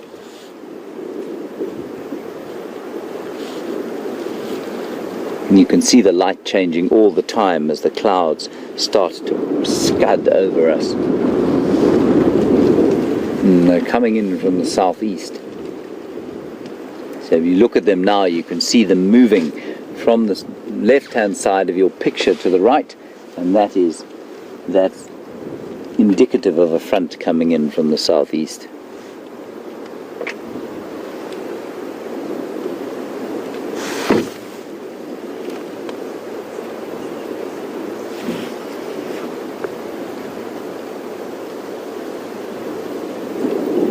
Marvellous. Right, I think we should carry on. I'm going to try once more to get hold of Arethusa, and if we fail with that, we'll just head north, I think. But I would quite like to see young Madiba and his mum.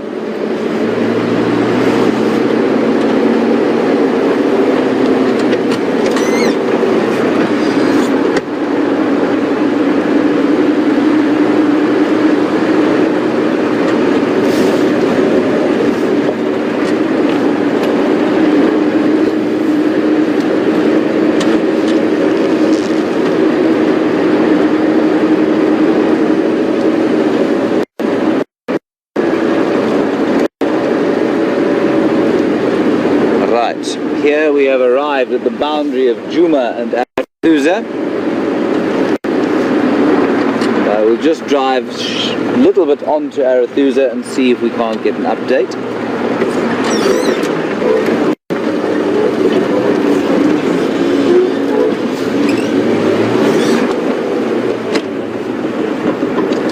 Okay, here we go.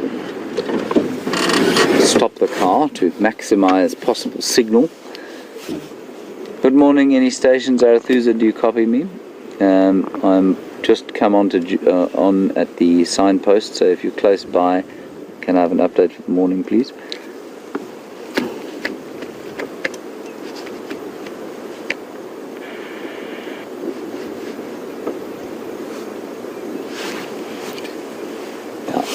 No good, I'm afraid.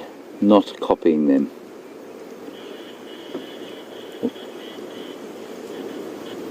Okay, there we go. There's no update.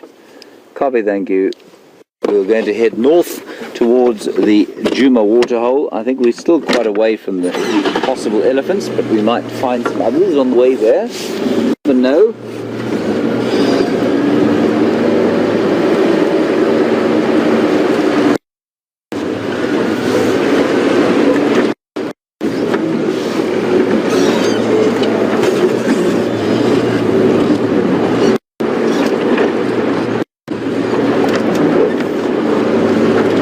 I'm going to definitely try that trick where not a trick, I'm going to try and find a termite mound that's got new grass on it, and then we'll sample some of the other stuff away from the termite mound and see if it doesn't taste any different.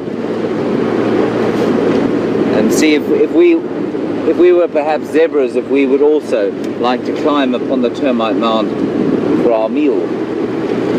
Certainly if you're ever tracking a rhino, you notice immediately that they move from termite mound to termite mound trying to eat. In the days when we were allowed to do that sort of thing, of course.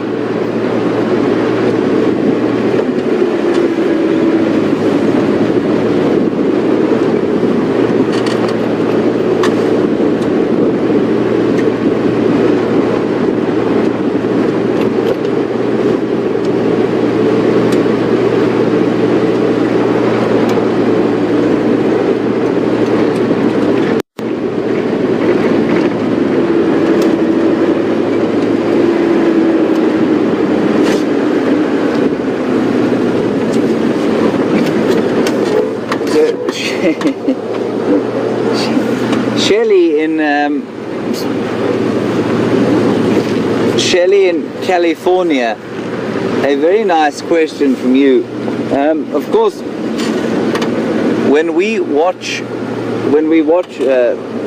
much of our television is American, and when we hear Americans say zebra, we immediately say no, it's not zebra, it's zebra. And Shelley, you say you were out here last year. That's wonderful. I'm very glad that you came out here. And you were told that the correct pronunciation is not in fact zebra at all, but zebra. And that is true, Shelley. The correct pronunciation is zebra, not zebra.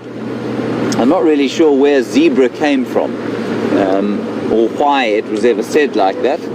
But I think that's the case with lots of different accents around the world which say different things.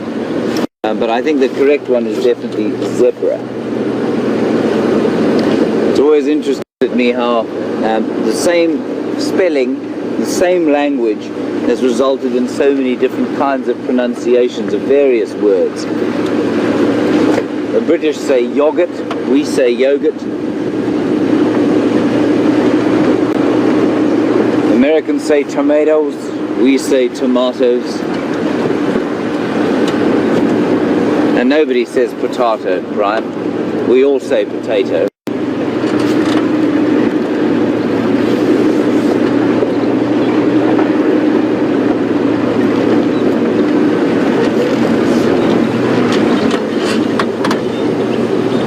There's a squabble going on there between some drongos.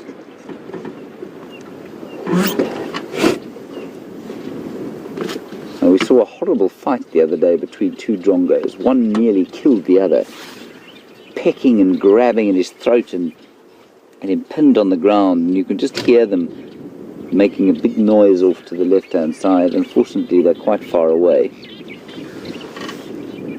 But the drongos are those small black spots in the middle of your screen. Let us not tarry long with them, Bryan. Marvellous sighting. Well done, epic drongo aerial dogfight there. Well done, Bryan. Yes. At least 2 pixels in width.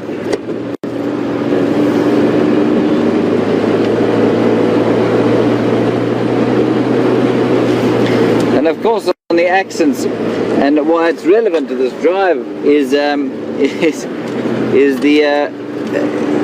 the use of the word aluminum, which is what the Land Rover is made of. It's made of aluminium if you're from Britain. It's made of aluminum if you're from America. And now the British, of course, will tell you that aluminium is, definitely the correct pronunciation, and that the Americans will tell you that aluminum is. Neither of you are in fact correct. According to Mr. Bill Bryson, in his magnificent book, A Short History of Nearly Everything, the correct word is alumium. Alumium, as far as I remember. And so none of us are correct, and so we can't point fingers at each other. The Land Rover is made of aluminum. And what that means is that if it bursts into flames, it will burn to the ground. Quite unlike a steel car. Not that it's about to burst into flames. Well, We hope.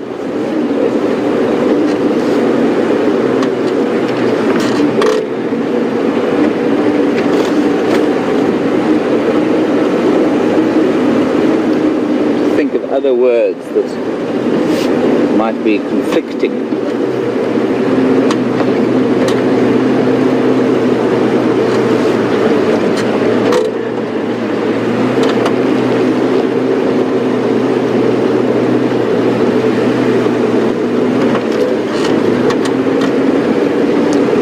Very interesting questions. We drive through here in the hopes of seeing some elephants, and Laurie, in Wisconsin, you've definitely noticed that the elephants here push over trees, and you want to know, do they ever push over the power poles?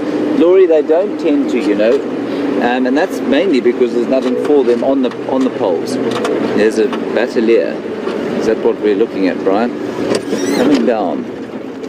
Look at the way this beautiful bird flies. Magnificent bateleur coming over us. Oh, that's wonderful. Look at the way he's balancing as he flies into this gusting wind. So, Laurie, they don't push over power poles, and that's mainly because there's nothing to eat at the top of them. There's no bark on them for them to eat. So generally they don't. Oh, that's wonderful. There's a male bateleur. There's no other bird that's able to fly with so short a tail with a wind blowing like this. Oh, that's wonderful. Look at that.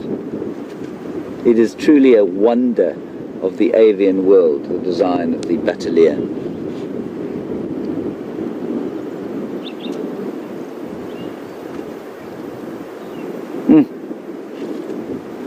Wow, that's beautiful. I know I've told the story before, but the bateleur has no tail. It takes 7 years to get to that adult plumage, and it's born with a long tail. And the reason for that is that it's so difficult to fly with no tail. And you saw it rocking from side to side, completely unlike a vulture or an eagle, for example. But no self-respecting vulture or eagle is going to try and fly at that height in a wind like this. They'll end up on the floor pretty quickly. And the bateleur is so sophisticated, its flight design is so sophisticated that, I mean, it takes 7 years to learn to fly without a tail, because the tail gives you stability, and without a tail you become inherently unstable, and that's why it rocks like that. And apparently, quite interestingly, the American B-2 bomber, which is the stealth bomber, you notice that doesn't have a tail. It's basically just a flying wing, much like the bateleur. And you can't apparently fly those planes manually. You have to have computer control to help, because the design is inherently so unstable. Isn't that amazing?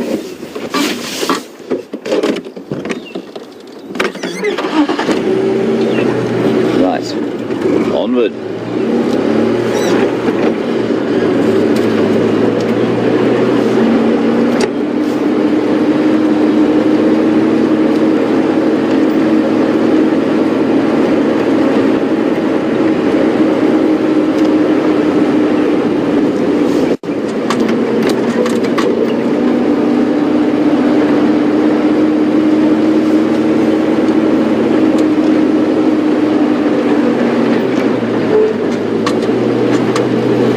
Beautiful torchwood tree up ahead in front of us, and we saw that one at Buffelshoek Dam has started to flush its new leaves. And a torchwood is what we call semi-deciduous, and that means that it doesn't lose its leaves during the winter time. It remains green, but it will now start to replace its leaves, and the leaves will start to fall out. You can see them fluttering there in the breeze, and those leaves will fall out of the tree and be replaced almost immediately by the new ones that you can see coming through right now.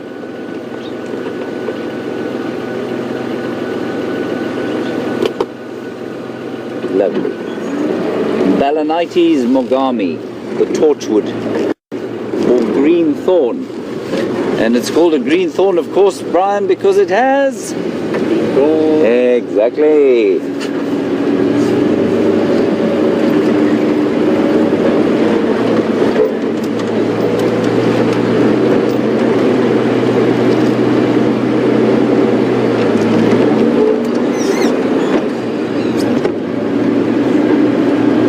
Every time I drive down one of these roads, and I mean we do it often obviously, it is amazing to watch how there's a change in the colour. And Scott was saying, Scott is something of a, he'll call himself an amateur, but I think he's quite a professional gardener. And he plants the odd seed and sees what happens. And he said yesterday he was sitting outside having planted a seed of something or other, planted it a few days ago, and it's come up. He doesn't know what it is yet, so that's quite interesting. And it was about, he said, within the sort of brief 20 minutes he was outside watching it, he noticed it going from sort of pointing upwards to opening out. So you can imagine that process happening all around us now. And that's why it's literally from day to day, it's becoming substantially and appreciably greener.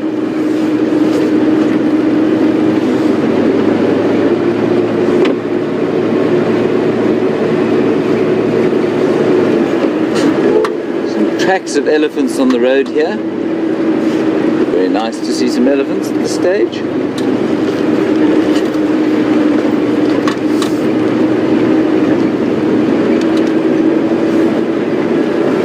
I think the elephants, unfortunately, as the wind starts to pick up, they'll go into slightly thicker bush and try and avoid having the wind blowing upon them if they can.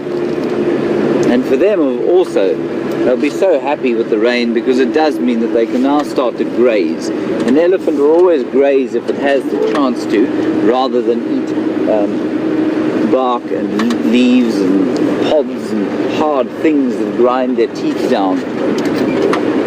Grass is an excellent concentration of carbohydrates, and sometimes, I mean, they do need the pods for the protein, but the grass is the easiest thing for an elephant to eat.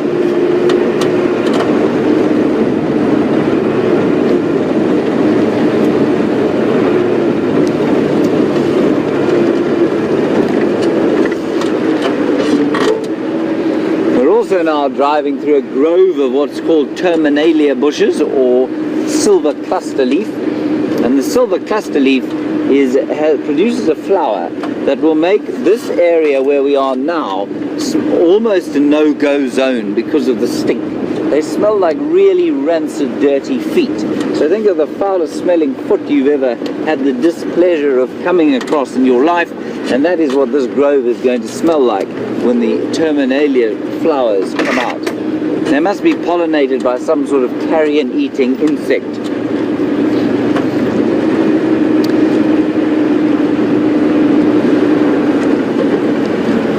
We have a magnificent surprise, and I'm about to go completely off air. Something else will come upon air, and I will see you later. Goodbye.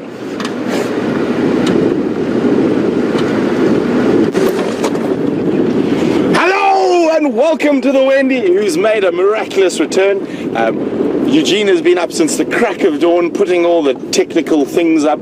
Scott and I managed to erect the aerial. That's about all we did. And for those of you who don't know, my name is Brent and I'm going to be your guide for the next sort of 20 minutes. And I have, for a change, I have Scotty D on camera with me. So very different team to what we normally have. It has made an appearance once or twice in the past, but really great news. We have Wendy up and running, and thanks for the update from the Zoom account that there were elephants seen. So we're going to go try see if we can find those elephants. And really good to have two vehicles back. And I'm sure you're very tired of James droning on and on and on. He does like the sound of his own voice.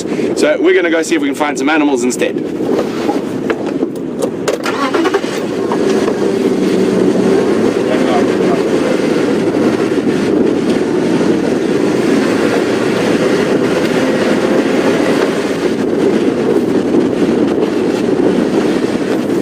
So a very gusty, windy morning, and I'm hoping it's not going to bring us another cold front, but that is a possibility. So apparently the elephants went southeast, so what I think we're going to do is we're going to go down Twin Dams, and then we're going to cross the Moati a little bit further down and see if the elephants have popped out on the other side of the drainage line, or if they've popped out onto Twin Dams Road.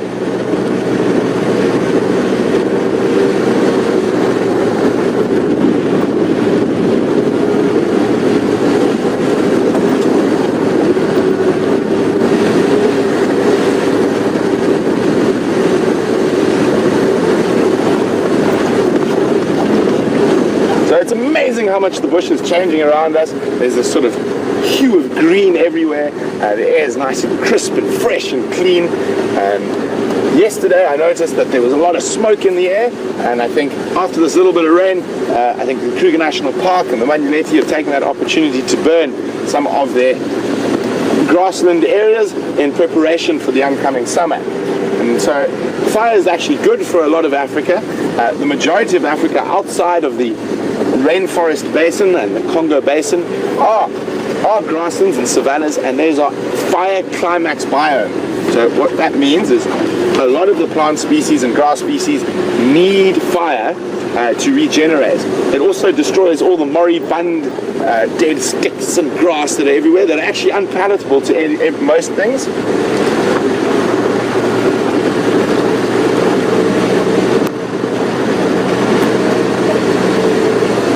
So I'm hoping the elephants have just been slowly moving through the drainage line to the north of me, and are hopefully going to pop out on around Vulture's Nest in that area there.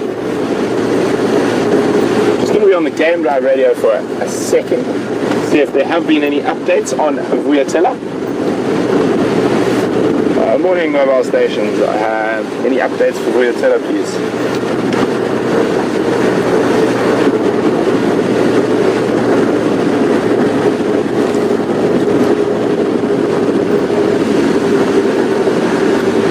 Copy, thanks. Any update on the Inca homos?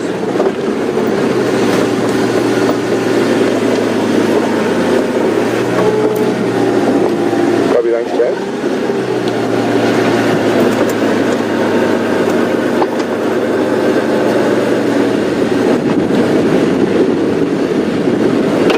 Oops. Copy, thank you very much.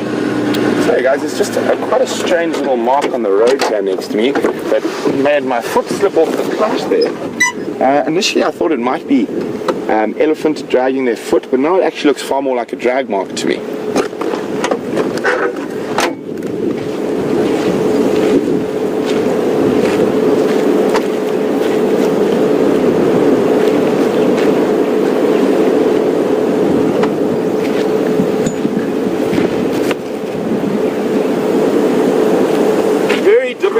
With a strong wind, and it has been driven over.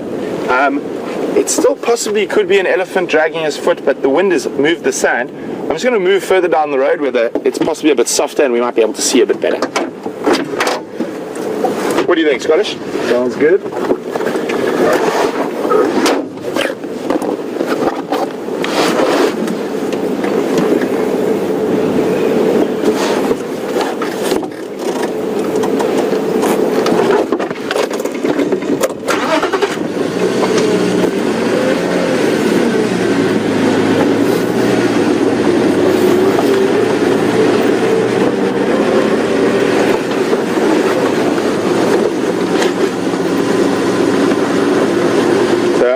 There's a culprit. It was the Ellies.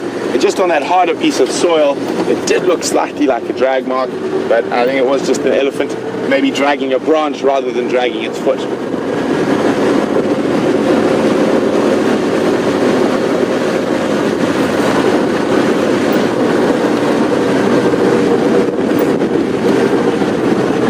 Even though it's very sunny, this wind is actually quite chilly. And I really hope there's not another beastly cold front heading in from Mozambique off the ocean.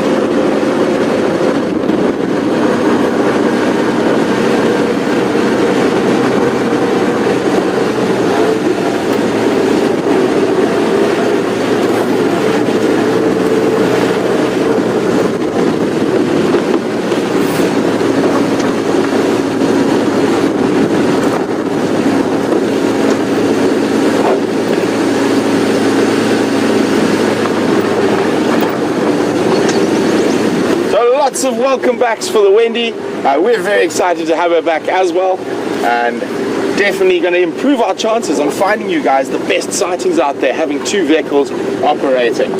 And hopefully soon we'll have 2 vehicles and a walk operating.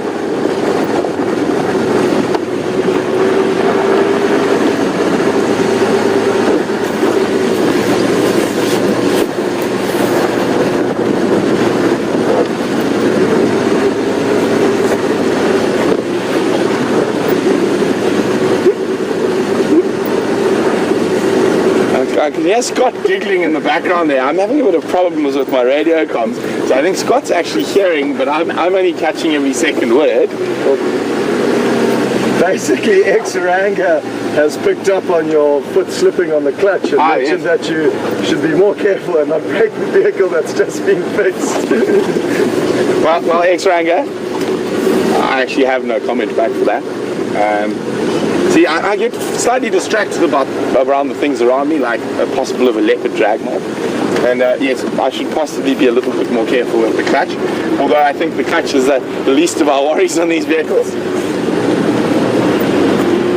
Okay, I think there's Ellie should be around here somewhere. Hopefully across on the other side of the Mulwati drainage line. No trucks coming out here.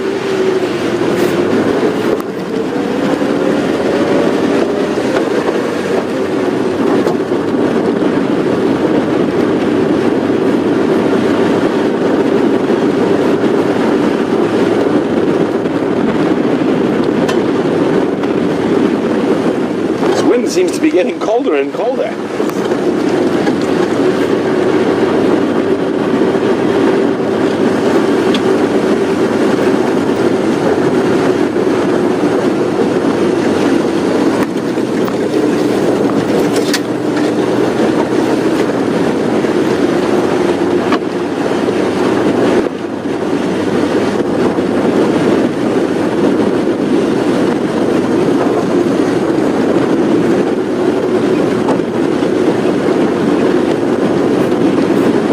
I'm having quite a lot of problems with my comms. I think I'm actually going to swap with Scott quickly because I can't hear anything through this earpiece. I think there's a loose connection in it. Thank you very much, Scottish. No problem.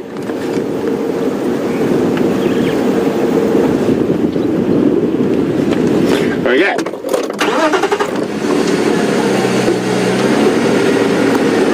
Hopefully we'll be able to communicate now.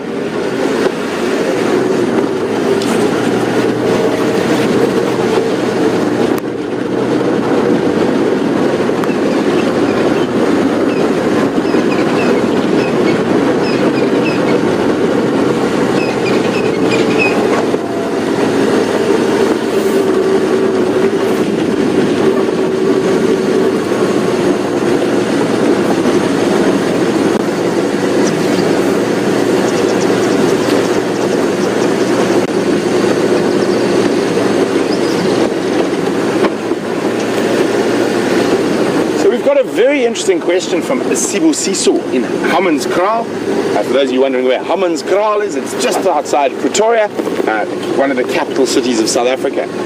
Sibusiso has noted that an elephant and a hippo have a very similar stomach size, and he was wondering why does an elephant then eat probably 2/3 more a day or in a feeding session than a hippo does. Well, Sibusiso, it's very, very simple. The ellies are much more active. They are moving for the majority of the 24 hours, and therefore they need a lot more food to sustain them over that period. Where we must remember, a hippo is probably stationary for a good 13 or 14 hours a day in the water. The other reason is that hippo's digestive system, even though it's not a ruminant, so it is not the most effective, it is still more effective than an elephant's digestive system. So hippos actually have 3 stomachs, or 3 stomach compartments. They're not like a hindgut fermenter, like a zebra. And what happens is they have a lot of microbacteria that actually get involved in the digestive process in the first set of stomachs. So the food starts to being digested far earlier than it does in the case of an elephant. So, and then on top of that, not being mobile for the majority of the day makes them sort of their stomach far more efficient at digesting, and also that really big point is that they don't move for 14 hours a day, whereas an elephant probably doesn't move for 2 or 3 hours a day. Speaking of elephants, I'm hoping they've popped out somewhere in this block. So just to give you the facts that Siso went through, a big elephant bull is capable of eating up to 300 kilograms of vegetable matter in a day. A cow probably 150 to 200, whereas a big hippo bull only eats 60 kilograms of vegetable matter in a day. I mean, but just think about it, 60 kilograms is still an incredibly large amount of food. I'm going to try to do the conversion for you into, so about 45 kgs is about 100 pounds more or less, so probably 150 pounds or so, 60 kilograms, that's about what a hippo eats in a night. And then obviously the elephant, let's call it 250, so 90 to well over 400 or 500 pounds of vegetable matter in a day. Come on, elephants, where are you hiding?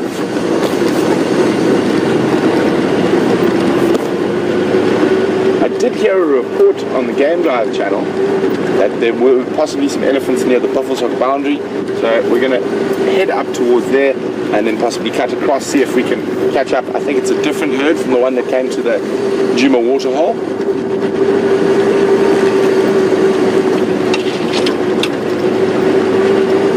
So I hear Scott found something very interesting at this little nest site. We've seen now the third different species utilizing it, and it doesn't look like they're at home at the moment, but in this dead knobthorn we've seen, I know Scott last year during the summer months saw a woodlands kingfisher nesting in here, and then we have seen a rock monitor utilizing it, and now Scott tells me he saw a lilac-breasted roller utilizing it.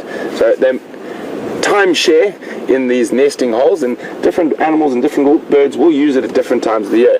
As it's got a bit warmer, you'll probably find that rock monitor has moved along and is far more mobile than he was during those cold winter months where we found him basking out of that hole almost every morning. But nice one to come check on. Be wonderful to see if that roller has any success in raising chicks in that particular nest, or will the rock monitor come back for a snack of lilac-breasted roller eggs or chicks. Also, the one other issue with that hole, from what we can see, is also it's probably quite an easy target for a predatory bird like an African harrier hawk to get its feet in there to feed off the chicks of the lilac-breasted roller.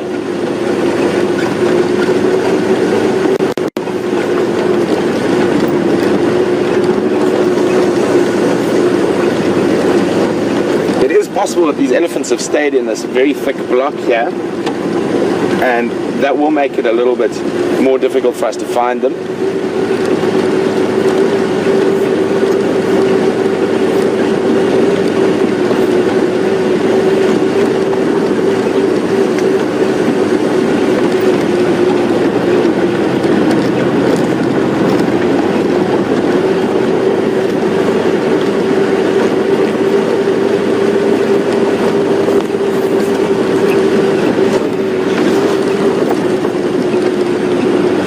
Chatted a little bit about elephants and hippos so far this morning.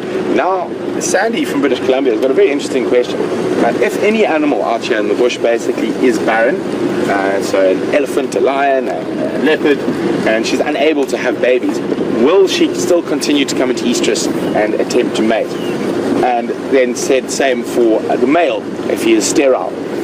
Most definitely, Sandy, they will try and mate, and they probably don't have that conscious knowledge that they are unable to produce babies, so they will definitely continue to try and mate even if they are barren.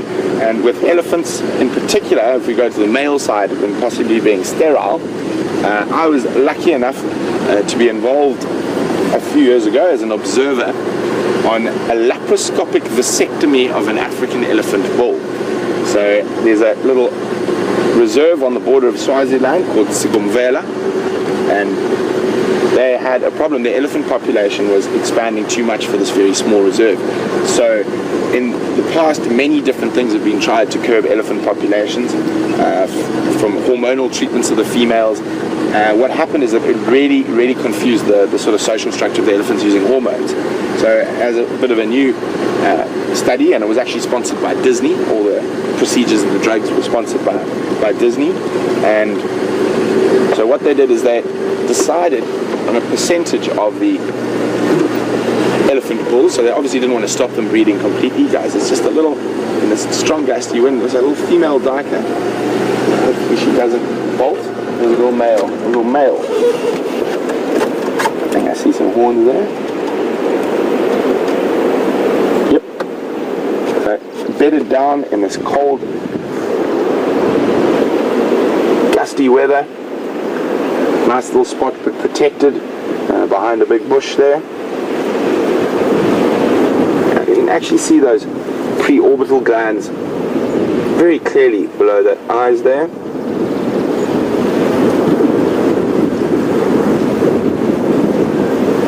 Trying to decide whether we've actually spotted him or we just happened to be in the area. So, especially with this gusty wind, I'm not going to stay too long. We might disturb him, he might run, and this is not the type of weather he wants to be mobile in, because with a strong wind, his sense of smell is affected, also probably more importantly his sense of hearing. So it would be good hunting weather for any of the cats in this weather. But back to those elephant at Sigomvela. So they decided on a sort of a scale how many male elephants they were going to snip, so to speak, and those elephants then continued to behave, even though they were sterile now, exactly like wild elephants or non-snipped elephants would. They came into must because the body was still producing the hormones, and obviously there just wasn't a deposit made, and so they continued to act, and it worked very well in that situation. Because it was a very small reserve and the elephants continued with their natural behavior, their hormones weren't affected, which is probably the biggest problem with the hormonal treatments. It really changes estrous cycles, must cycles in them, and it can affect the whole social dynamic in elephants. So it is a very useful tool in small reserves, that vasectomy, and it is quite an incredible procedure to watch. And basically what happens is someone goes, a vet goes in the helicopter with his dart gun, and then the ground team's on the bottom, and now an elephant's testes are right up at the top of its back, just in front of that back hip bone. So quite a difficult place to operate on. So what they did is they dart just a hornbill. They would dart the elephant, and off it would run, and they would actually, while it was slowly coming under the influence of the drugs, M99 is the drug used in this case, and they would shepherd it towards where the ground team would be waiting near a road, and the ground team, part of the ground team was a big flatbed lorry with a crane. So then what would happen is the elephant would go down, and the vets would obviously be there to administer stuff, and they're obviously very specialized vets that were brought out from the United States for this procedure. Not much vasectomies happen on wild animals out here in the bush, but in zoo animals and stuff like that it does happen. So there were some very specialized vets who came out from the States, 4 of them, and once this elephant was now darted, they would then put a harness around it and lift it up and hang it off the edge of this low bed lorry from a crane, and then the vet put up their table and stuff on the flatbed of the lorry and make the incision and stuff with the elephant hanging next to them. So the base of the lorry became their work surface, and the elephant hung off the ground next to them so they could perform the operation. And it's an amazing thing. They put a tube probably about this big into the incision, and then a video camera, and then a really incredibly long sort of set of scissors and stitching stuff. And I mean, the whole process was over in about half an hour. Stitch him up, let him go, wake him up, and off he went. But it was incredible to watch. You think the elephant's over here and they're operating, but they are operating looking at a little computer or like a screen and using little joysticks and stuff to perform the operation. It was a really incredible thing to watch. But as far as I'm aware, it was a very successful thing. and it has not stopped the breeding in total. They obviously left some bulls unsnipped, and so the elephant population can continue to behave and function normally with the natural hormones coming into place, but it has slowed down their breeding. And there's actually quite a problem in South Africa that you can't really give elephants away anymore. Most reserves are quite saturated with them, and particularly the smaller reserves. So there is different ways and means that people are thinking about to try sort of slow the elephant birth rates. So I heard the elephants were on the Buffelshoek boundary to the northwest of us, so we're going to go have a look over there.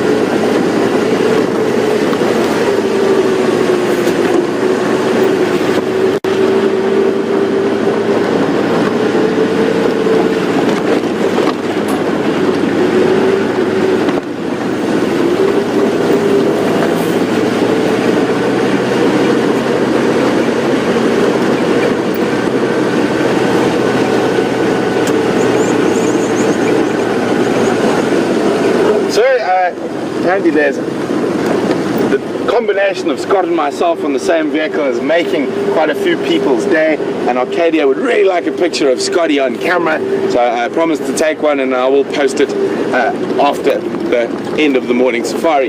You have made Scott smile from ear to ear at the moment. He's looking very chuffed with himself.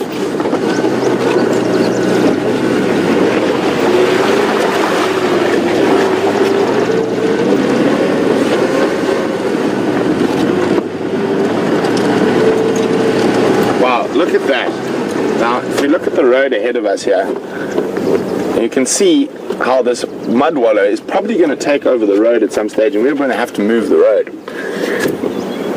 It looks like the Ellies have had a lot of fun in here. You can see they've sprayed the mud out of the hole all over the road, and they've actually even extended the hole into the road now.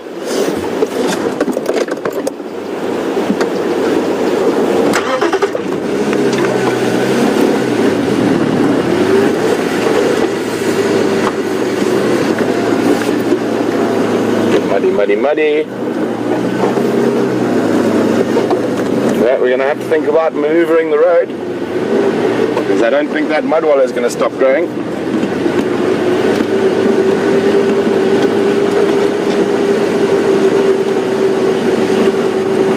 So I'm sure there might have been a few bugs that might have taken advantage of that mud wallow. It is now dry from the elephants and probably some buffalo splashing around and wallowing in it.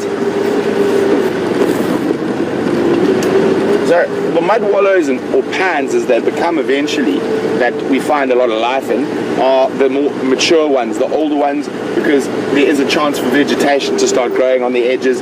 These ones that are still in the process of being made, you might find terrapins once we've had a lot of rain and it's very full in them, and they're just waiting to attack the buffalo. And speaking of a buffalo that was attacked, this is the remains of that buffalo that was killed by the Birmingham boys. And they abandoned it quite shortly after they left probably 3/4 of the buffalo there and charged off to chase the Matimbas.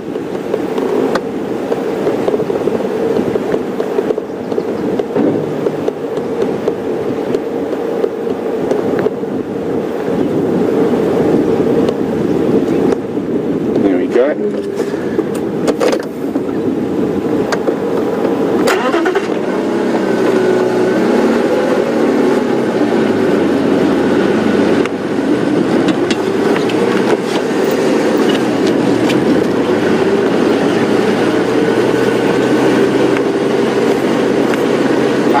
In this area we move as well. Karuna's been sighted briefly a couple of times, so who knows, maybe the Queen will decide to put an appearance for the return of the Wendy.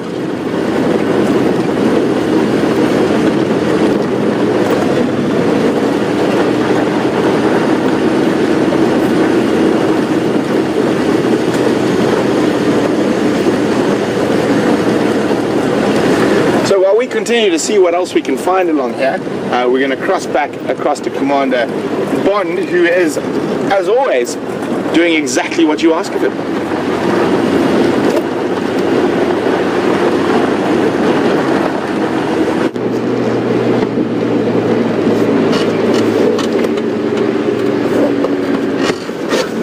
Hello everybody, welcome back to Jigger. Very nice to have Wendy back online. It does mean that you don't have to stare blankly at me for the entire duration of the 3-hour drive, which I think is a good thing. Variety, as they say, is the spice of life.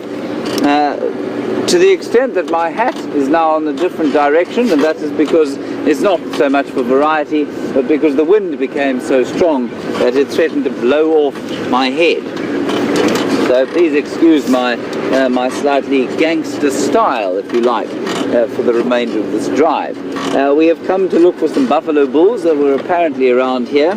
They have disappeared into the ether, much like everything else, much like the poor old elephants that Brent was trying to find. And we did go and have a look at the hyena den, where the hyenas were unsurprisingly not there. Perhaps there was a little one in the hole, but I didn't stick my head in to have a look. So they're around somewhere, I suspect resting up after an evening of foraging around the place. So we're now heading towards Twin Dams, where we'll see what we can see, I suppose. Like I said, very pretty out here. Lovely smells, sounds, and always nice to have the eeriness of a front moving in. There is an impala.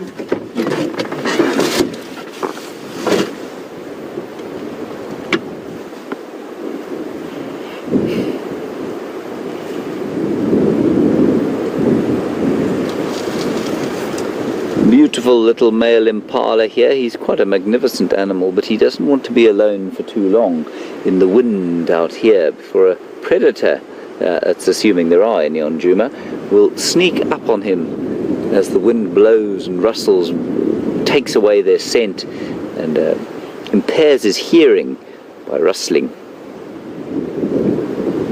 So you'll want to find some friends, but you can see in this light the magnificent musculature of their hindquarters and their shoulders. They really are spectacularly beautiful animals. Right, well, he's gone, much like many of his friends. And Suze in San Francisco, while we're talking about hyena, you want to know how hyenas and wild dogs relate to each other. Suze, they relate to each other very, very badly indeed. They are not friends by any stretch of the imagination, and they will fight readily over kills.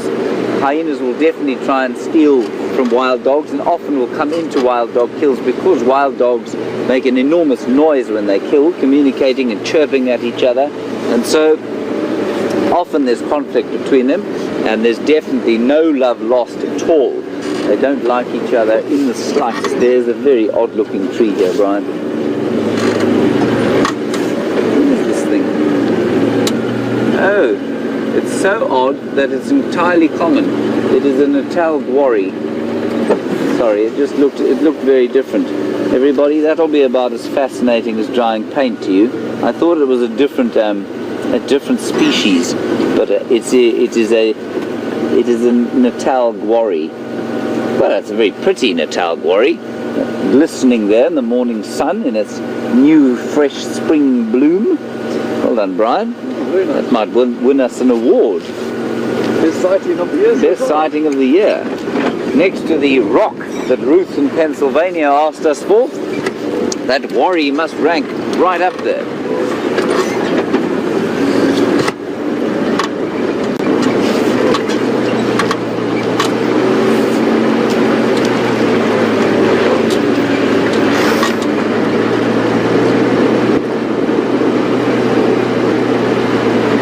On to Twin Dams we hie.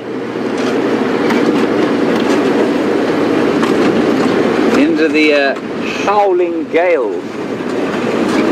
Bryan, what is that noise? Oh, this is a stick, everyone. Don't worry. I thought maybe we'd got something stuck.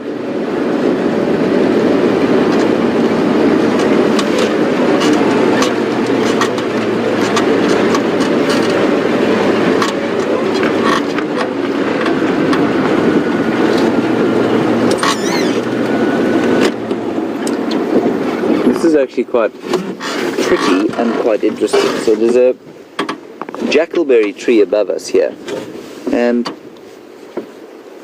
while we look at it, just look at the leaves floating down from it, if you can see a few of them. Sue's in San Francisco, just to wrap up the hyena and wild dog situation. They don't like each other at all. They are not friends. They will never be friends, and they are extreme competitors, and they sit 2 and 3 on the predator hierarchy that is topped by the magnificent African lion, conspicuous of course by his absence at Juma at the moment. Now that tree is a jackalberry, and it is also much like the Balanites megami. It is semi-deciduous, and it's now starting to lose its leaves. It'll replace them very quickly, but it really is a wonderful color, and it gives a slightly autumnal feel to the spring. Sorry, Suze, I also believe you want to know, do they prey on one another? No, they definitely won't prey on one another. I mean, a hyena might eat a wild dog if it found one dead, but I don't think they prey on one another at all, no. Lovely smell.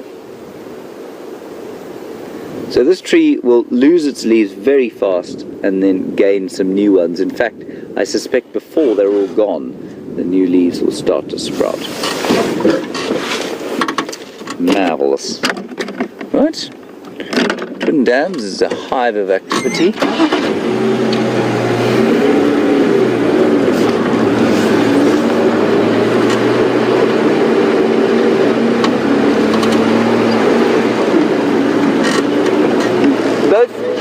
Not all the jackalberries are doing this now, most of them sort of around this time, but they all are now starting to lose their leaves.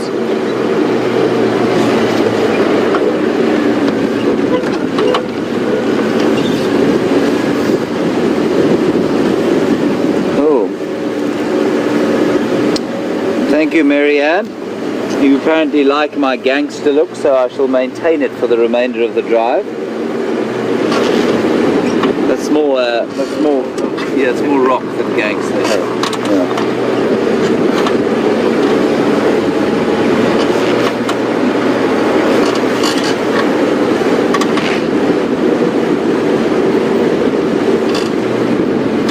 We'll just quickly drive up onto the dam wall here, and you can have a look and see how much water there is, but also how fast it's starting to dry out again.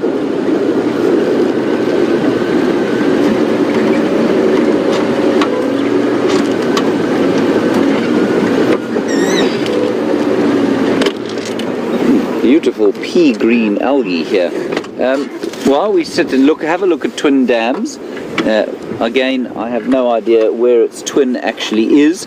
Kachino John, you want to know if with the seasons change we've started to see any rock pythons yet?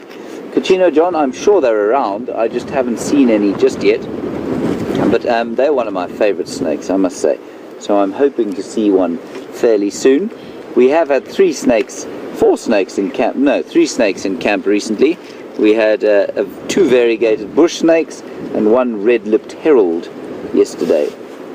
Isn't that delicious looking pea soup inviting any animal that wishes to come to Twin Dams to sup upon its algal bloom?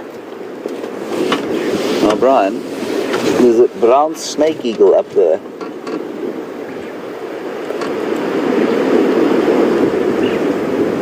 And what's interesting is that it's almost hovering.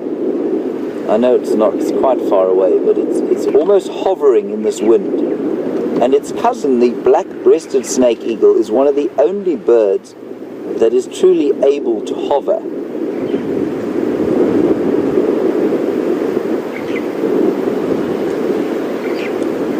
Beautiful bird.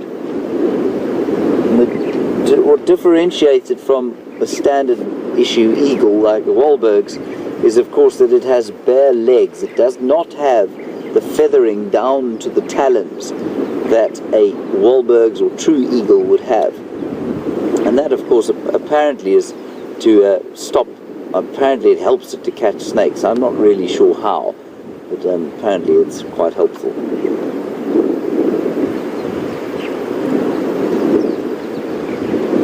I don't particularly buy that explanation.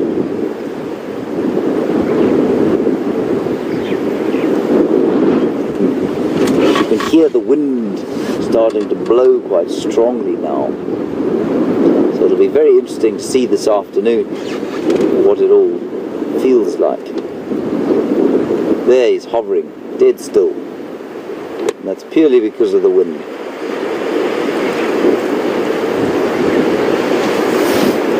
He's gaining height quite fast. He's a lot higher than he was when we first saw him.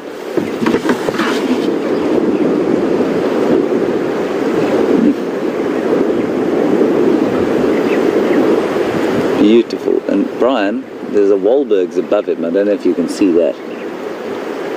Way up. It's a tiny speck in the sky. You see him there? No, he's too far away.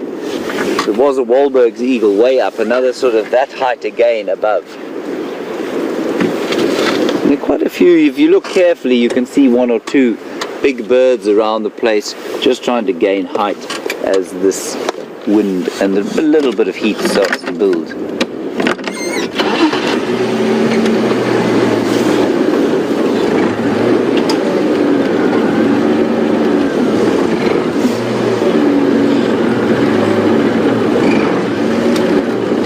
And Ramey, you wanted to know, is that green algae toxic at all?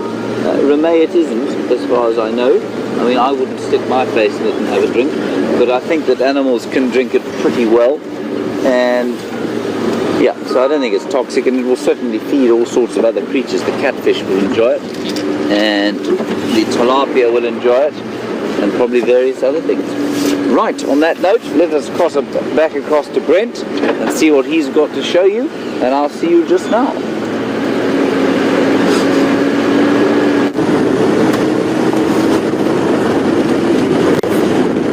Welcome back to the meandering Wendy, everyone. Scott and I have not managed to find the elephants, but we are still out and about. Hopefully we're going to find something soon. Otherwise, you're just going to have to listen to me drone on and on and on. We're going to have a quick look at impala plains, nice open area. Maybe there might be some impala feeding on that nice lush green grass. And Scott's actually spotted a plant that's growing all over the place, and it's too young to identify. So we'll show it to you, and I'm sure between us, we're going to just keep an eye on this plant and try to figure out what it is as it gets bigger.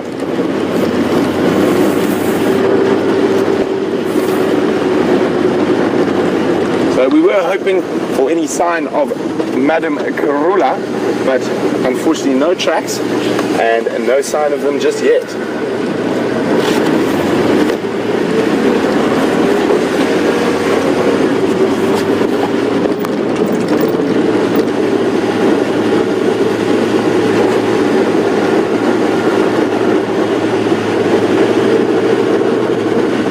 We're going to silently coast onto impala plains. And the slim possibility we might be able to sneak up on some unsuspecting beast. And I've got a sneaking suspicion that we will be the only unsuspecting beasts on impala plains on this windy morning.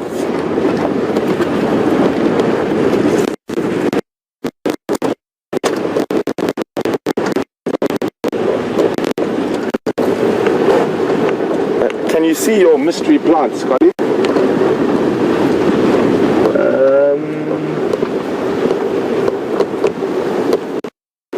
Not immediately, no. Step forward a little bit.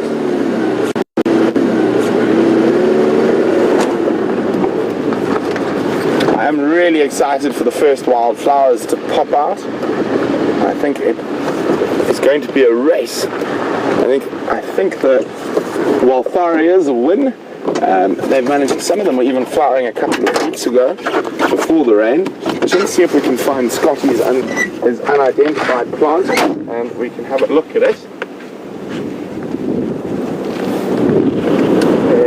There we go.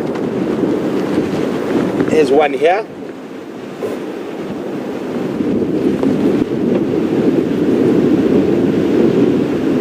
So they're growing all over quarantine. Scott said he's seen them on Mvubu Road, Sandy Patch, Impala Plains, and none of us are sure what it is yet. We're going to have to wait for it to get a little bit older so we can identify it.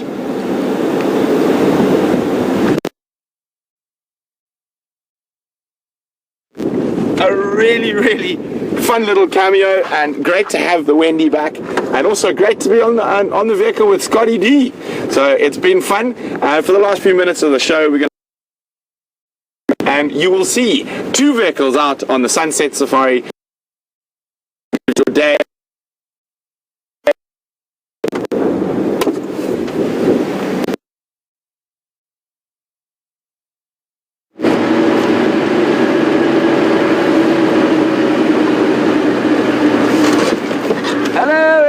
Welcome back to Jigger. Wendy, as I said at the beginning of this drive, is a recalcitrant old cow.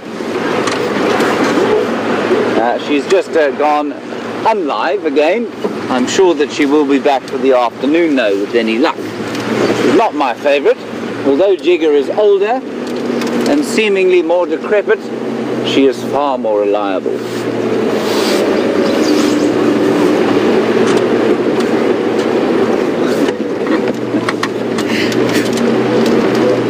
We do not have a great deal of time left to find the plethora of predators that Juma boasts. Rest assured, we shall return this afternoon in order to find them. Hopefully Brent and I will be back this afternoon. I know Jiga does have to have a few things done to her, but I think she'll be okay by then.